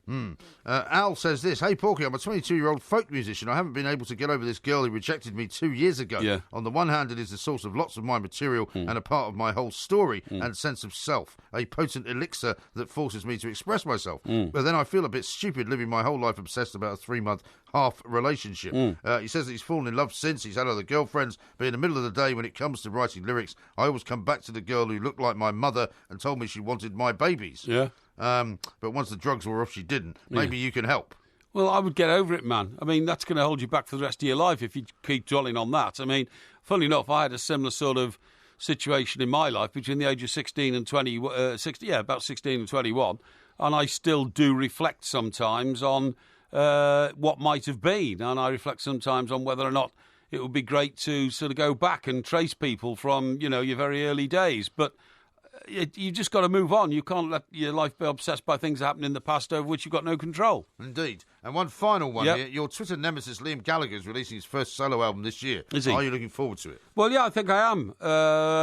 You see, the thing about myself and Liam Gallagher is, we exchange a few sort of nasty tweets to each other, but that's because I thought he was being unduly rude to his brother, who I think is the real talent in that group, so I called him a pub singer, and he reacted very badly to that, and I don't blame him. Yeah. But I don't really mean he's a pub singer. That was just a defensive ploy for Noel. I mean, he is one of the great rock stars of my lifetime, not in the category of Sir Roderick Stewart. So you mean Liam? Liam is? Liam, yeah. But I mean, as a front man, absolutely terrific. A real sort of Freddie Mercury type character. Okay. Well, of course, we'll have more, I'm sure, about Liam Gallagher and Noel as well. That was, of course, Ask Porky. Lots more coming up. This is TalkSport. Indeed. The 2 mics, simulcast across the UK on TalkSport and Talk Radio. So when you're near me, darling, can you hear me? SOS. The love you gave me, nothing else can save me. SOS. When you're gone. This is TalkSport. We are the 2 mics. That is, of course, a bit of ABBA. Gavin, who's on the M3 corridor, says the Naked Houses scheme, it's almost impossible to get a mortgage on a property if it does not have a fitted bathroom. Yes. And he says, thanks to Homes Under the Hammer for that information. Yes. I don't know if that concurs with something you know. Well, it does in a way, because when people lend you money to buy a house, they've got to make sure it's a functional house, because it has a resale value, and if you can't resell it, it has no value. You know what I mean? Sure. So that does make a lot of sense. Here's one from Josh. He says, my mum and dad are off to Cuba tomorrow for their honeymoon. Yes. They only got married in November after 26 years. Could you wish them a great one? Yes. Would make the old man's day. What's that, the anniversary? Josh says his parents are going off, for their honeymoon. Oh, honeymoon. They only got married in November. Oh, blimey, apparently. okay. Well, very happy honeymoon. Where are they going? Cuba. Cuba. In Cuba. Yeah. Da da da da da da da da. Yeah, that's brilliant. Yeah, well done. And Kai says, lump on Klitschko, folks. The Porky Jinx is now in full effect I think on Anthony not. Joshua. I think not.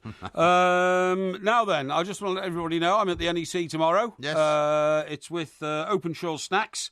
to promote the Mike Porky Parry Scratchings. I'll be round from about 11:30 till about sort of 12:30. I'm sorry, it's a flying visit. I'm shooting up to Birmingham, but I have to then go on and do other things in the Midlands. But I'm delighted to be calling in, and if you're around and want to come and see me and say hello, that's fine. Okay. But don't travel from too far away, because... you might miss me. It's a big, big place, and I'm not going to be there long. Yeah, so we went up there once for we did. motorcycle outside broadcast, didn't That's we? right, yeah. It was a debacle because they told us to crash into bales of straw, which we did. Well, those sorts then of they complained about it. Miniature bikes, though. No, miniature bikes, monkey bikes. Yeah, absolutely. Nick says, do you remember the Enfield Poltergeist? The film The Conjuring 2 is based on it. No, I don't. You don't remember the Enfield Poltergeist? No, I don't know. There was a nice hotel up in Botany Bay, actually, Was in the north of Enfield. We went there for dinner once, lunch or something, and very pleasant indeed. But I can't remember what it was called. I think it was called the Enfield Hotel in Botany Bay, or something like that, Enfield House or something. Listen, that chap we spoke to earlier about something in reality, artificial reality. Artificial reality, yeah. You mean Bobby Carlton? Bobby Carlton. Did you know... How could you forget his name? I don't forget his name. Well, that's what I told you. I just don't think his name's very novel. You think that because his name's Bobby Carlton... Well, I've never heard of anyone close to Bobby Charlton. He's an American. He's probably never heard of Bobby Charlton. It'd be like, for example, somebody being called Roy Kane, wouldn't it? Not really. It's just a slightly different, one letter different. It didn't mean anything to me.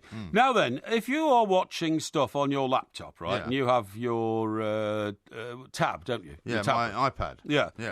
Apparently, in future, you can... The adverts on that pad, because it has enough memory to be able to find out your name. Yeah.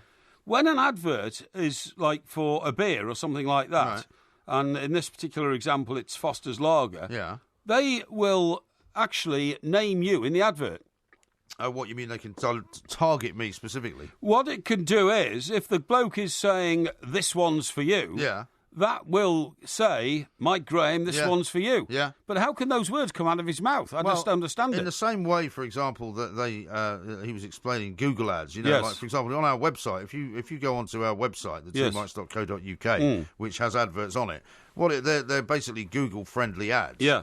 So they're tailored to the kind of thing that the computer thinks that you want to buy. Yeah. So whatever websites you've been visiting over the course of time, right, it will tailor the ad that you get, right, that you see. So if you and I are looking at the same website, we might be seeing different adverts depending on what you've been looking at online. But one that actually personalises it to your own name. Well, I mean, it's just it's a more sophisticated version of that, isn't it? Yeah, this is Foster's Lager. It says the adverts will be broadcast to the service's 15 million users who watch on laptops, iPods. Yeah. Oh, sorry, iPads, laptops, iPads, and smart TVs. Yes. In your lounge. Yeah, right. Now, businesses have expressed concerns that viewers who skip through commercial breaks are now turning to technology to communicate with audiences. Yeah. Okay? Well, that wouldn't be surprising because they've got Google Ad Blocker now, which you can put on your machine if you wish. Yes. To not see any ads at all. Yeah, I know. And so a lot of the advertisers are now saying, well, hang on, if people are using that, yes, then what is the point of What's us the point giving, of advertising? you any money because nobody's looking at them? Well, this is happening on Channel 4, and it says David Amodio, digital creative lead at Channel 4, said the most attention-grabbing word for anyone is, without doubt, to hear their own name. I'm sure that's coming true. out of a screen on an advert. Yeah, I'm sure that's true, because it's not something they hear very often. But I still don't understand. If the guy's lips are moving, how does it shape the lips to your name? Well, because what they can do is they can pre-program the piece of video to have him speak in whichever way, you can have him saying anything you like. Yeah, but the thing is, with 15 million users, they'd have to do that 15 million times. Well, no, because they're not doing it per individual. They're doing it sort of almost as though they're making the guy say your name. Right. But the program allows them to do that, if you know what I mean. Yeah, he doesn't have to physically record it. Right, okay. That would be the way I would think it was. I see, okay. Now, let's go back a little on to Postman Pork, because we missed a communication, which you should have spotted. Yeah. Oh, okay. The box full of goodies, shortbread, what else was it? There were Jammy Dodgers. Tunnocks tea cakes. Tunnocks tea cakes. There were some bourbons.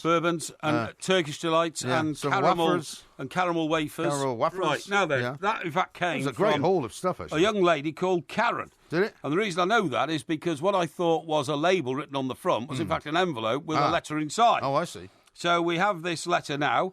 Dear Two Mikes, Yes. I've sent you some goodies for your tea time or coffee breaks. Well, we're very grateful for them. Thank you very much indeed, Karen. There are some nice traditional Scottish things, Yes. okay? And it's from Karen, who is from Forfar, Angus, Scotland. Does that make sense? Yes, it does. Angus is like a county. Oh, I see. Okay. I thought it might have been Karen and Angus from Forfar. No, Angus is the county. Because Angus is also a name, isn't it? It is indeed. But it's not. It's from Karen, Forfar, Angus, Scotland. Yeah. You are great broadcasters, guys. You bring much happiness to many. Thank you very much indeed. That's very nice of you. And she's written a second note, because I don't know why, but I mean, that's very nice. It says, I thought you might like this story. You'd like to know about shark attacks in Australia. Yeah. By the way, Mike P., do you ever watch Neighbours or Home and Away? The storylines are very good. The acting is fantastic. I think you would like the fantastic female talent on the show. Thank you to two mics who bring me so much joy. Karen from Forfar Angus in Scotland. Yeah. And the story she sends me is the family watching horrors, Shark Kill Surfing Girl 17, which we did in fact refer to. I think we did. Recently. Have you seen that picture in the mirror, by the way, of the basking shark, which is passing unbelievable underneath a rock? It actually looks like it's dead. Yes, it does. It's massive, isn't it? Huge. It is. Massive things. And there was another story about a bloke who punched a shark on the nose to keep it away from his wife. Was that in Australia, or was that one in the sort of Ascension Island or something I think, no, Ascension Island, a lady got bitten by a shark and has been rushed back to England for treatment. No, I think it was, I'm not sure where it was, actually. Somewhere, obviously, with hot water, where where sharks go. Yes. You know what I mean? Yeah, okay. Yeah, right. Very exciting stuff. Yeah, very exciting stuff indeed. I'll tell you what, actually, I was going to look at this story Yes. and maybe we'll get a guest on it later in the week. We haven't yet decided what the Porky Quiz is going to be on yet. Well, we've got to decide that tomorrow. Yeah. But apparently Singapore, which was created by man in that particular part of the world. Yes, it's a peninsula. But it was kind of reclaimed land, if you like, from the sea. Yes. They're making it bigger, apparently. Making Singapore bigger. It doesn't surprise me. They decided they need more land because it's quite a sort of wealthy place, I suppose. It is, yeah. It's like an island off the end of the peninsula. But a lot of banking goes on there. It's a massive financial centre. A lot of British expats live there and work there. Of course, in fact, I know a couple of them who said that we should go there and do a show. Yes. At some point. So if we ever make it down to Australia, yes, you might well indeed on the way go there on the way. But seemingly they've decided they need more space. Yes. And they need to build more buildings. Yes. So they're basically creating more of Singapore so that there can be more things built there. Yes, that's right. Well, Nick Leeson, the story of Nick Leeson, I remember him. All happened in Singapore. Yeah. This is the man who bankrupted Barings Bank. Yeah, bankrupted it by opening a false account one day when he just lost a bit of money and called it the 00000 account, right? 5 O's. Yeah. And he deposited about 40 grand in it of losses that he made on one bad trade one day. And that built up eventually to hundreds of millions of pounds. It was billions in the end, wasn't it? It was just short of a billion, I think. Short of a billion, which brought the bank down. But what I could never understand in reading the book is that what these guys do is they trade all day and then they message London at the end of the day and say, send 100 million for trading tomorrow, please. Yes. And they do, but they never ask for it back. Yeah. And I just couldn't work out how... They have these things called margin calls, don't they? Well, people didn't seem to want to be accountable for the amount of money that they seem to be spending in Singapore without getting anything back. Right. Yeah. Well, I think that was the criminal enterprise of what was going on. That he got himself into so much trouble trying to chase the bad money. That's right. That he couldn't tell anyone about it. Whereas actually, what he should have done was told everybody about it the first time. That's right. That's exactly what I'm saying. He wouldn't have been trying to catch it all up. But it was a great story because it wasn't even his fault. What happened was he was put in charge of this trading group. He made a name for himself in this country by sorting out a complete mess when they transferred from old-style trading in the bear pit and all that to new electronic trading. Right. He understood it better than most people and sorted it all out. Right. So they said, this guy's great. He's a great trader. Send him out to Singapore. Yeah. So he's put in charge of the department. He'd never been a boss before.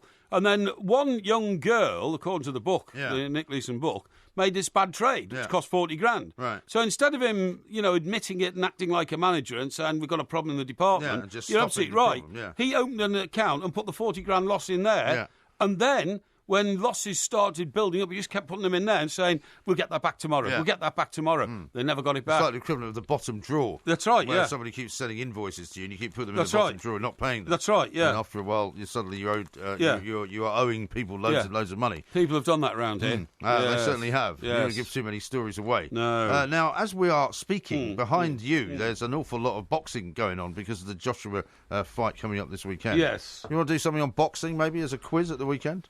Friday. Could do World Heavyweight Champs if you World like. Heavyweight Champs. Yeah, I like that. You like that? World Heavyweight Champs since the Second World War. Okay. Okay? All right, well, that's quite specific, isn't it? Yeah, it's quite specific. World yeah. Heavyweight Champs since the Second World War. I'll just write that down. Okay. So that I can communicate it to the independent quizmasters. Okay, fine. World Heavyweight Champs since the war. Yes, that's right, yeah. That'll be good. Okay? All right. We shall do that. Thursday. Porky Vision tomorrow, of course. Porky Vision tomorrow. And if you want to look again at Postman Pork and watch Porky opening all his gifts, you can go to Facebook and have a look there because it is recorded for posterity. Indeed. And also, there is a link on Twitter for you to watch it as well. Of course there is. Lots and lots of that. Excellent. Here's one from Nick. He says, it's odd to hear Mike Parry backtracking on Liam Gallagher, as Porky just discovered that Liam has his own personal jet. No, I'm not backtracking on anything. I don't think he has his own personal jet, by the way, anyway. Well, anybody can have their own personal jet if they want to lease one, but I mean, you know, some people use it more than others. Yeah. Yes. And Ben says Singapore regularly reclaims land. Half the CBD built on this in the last few years will dig out the pick.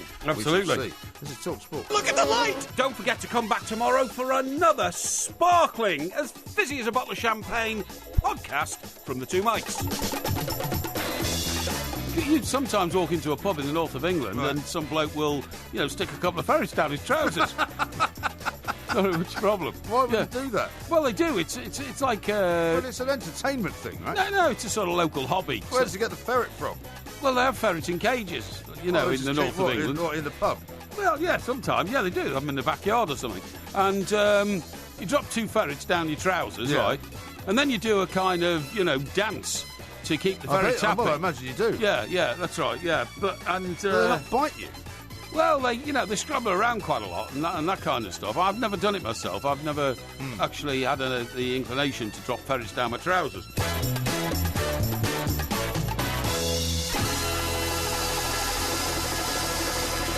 Well, the booth walls are just covered in my face, really? and we're thinking of issuing it as wallpaper. Oh yeah, yeah. You know, my Porky Parry Scratching's face. What are you laughing at? Because nobody in their right mind would want to put wallpaper up with your face on it. Why not? But it's very trendy. It'd be very trendy. It'd be like having like Beatles wallpaper in the '60s or something like that. You know what I mean? If you love the Two Mics podcast, you'll love the live show.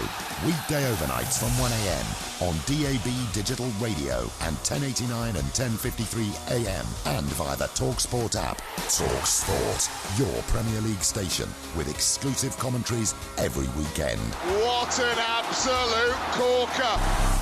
TalkSport. Now, the group is made up of Karen Woodward, Sarah Dalin and Siobhan Fahey. Is it Siobhan? Is it Siobhan? Siobhan Fahey, Irish name. Yes. And Siobhan. Now, do you fancy a band called Kasabian? Kasabian.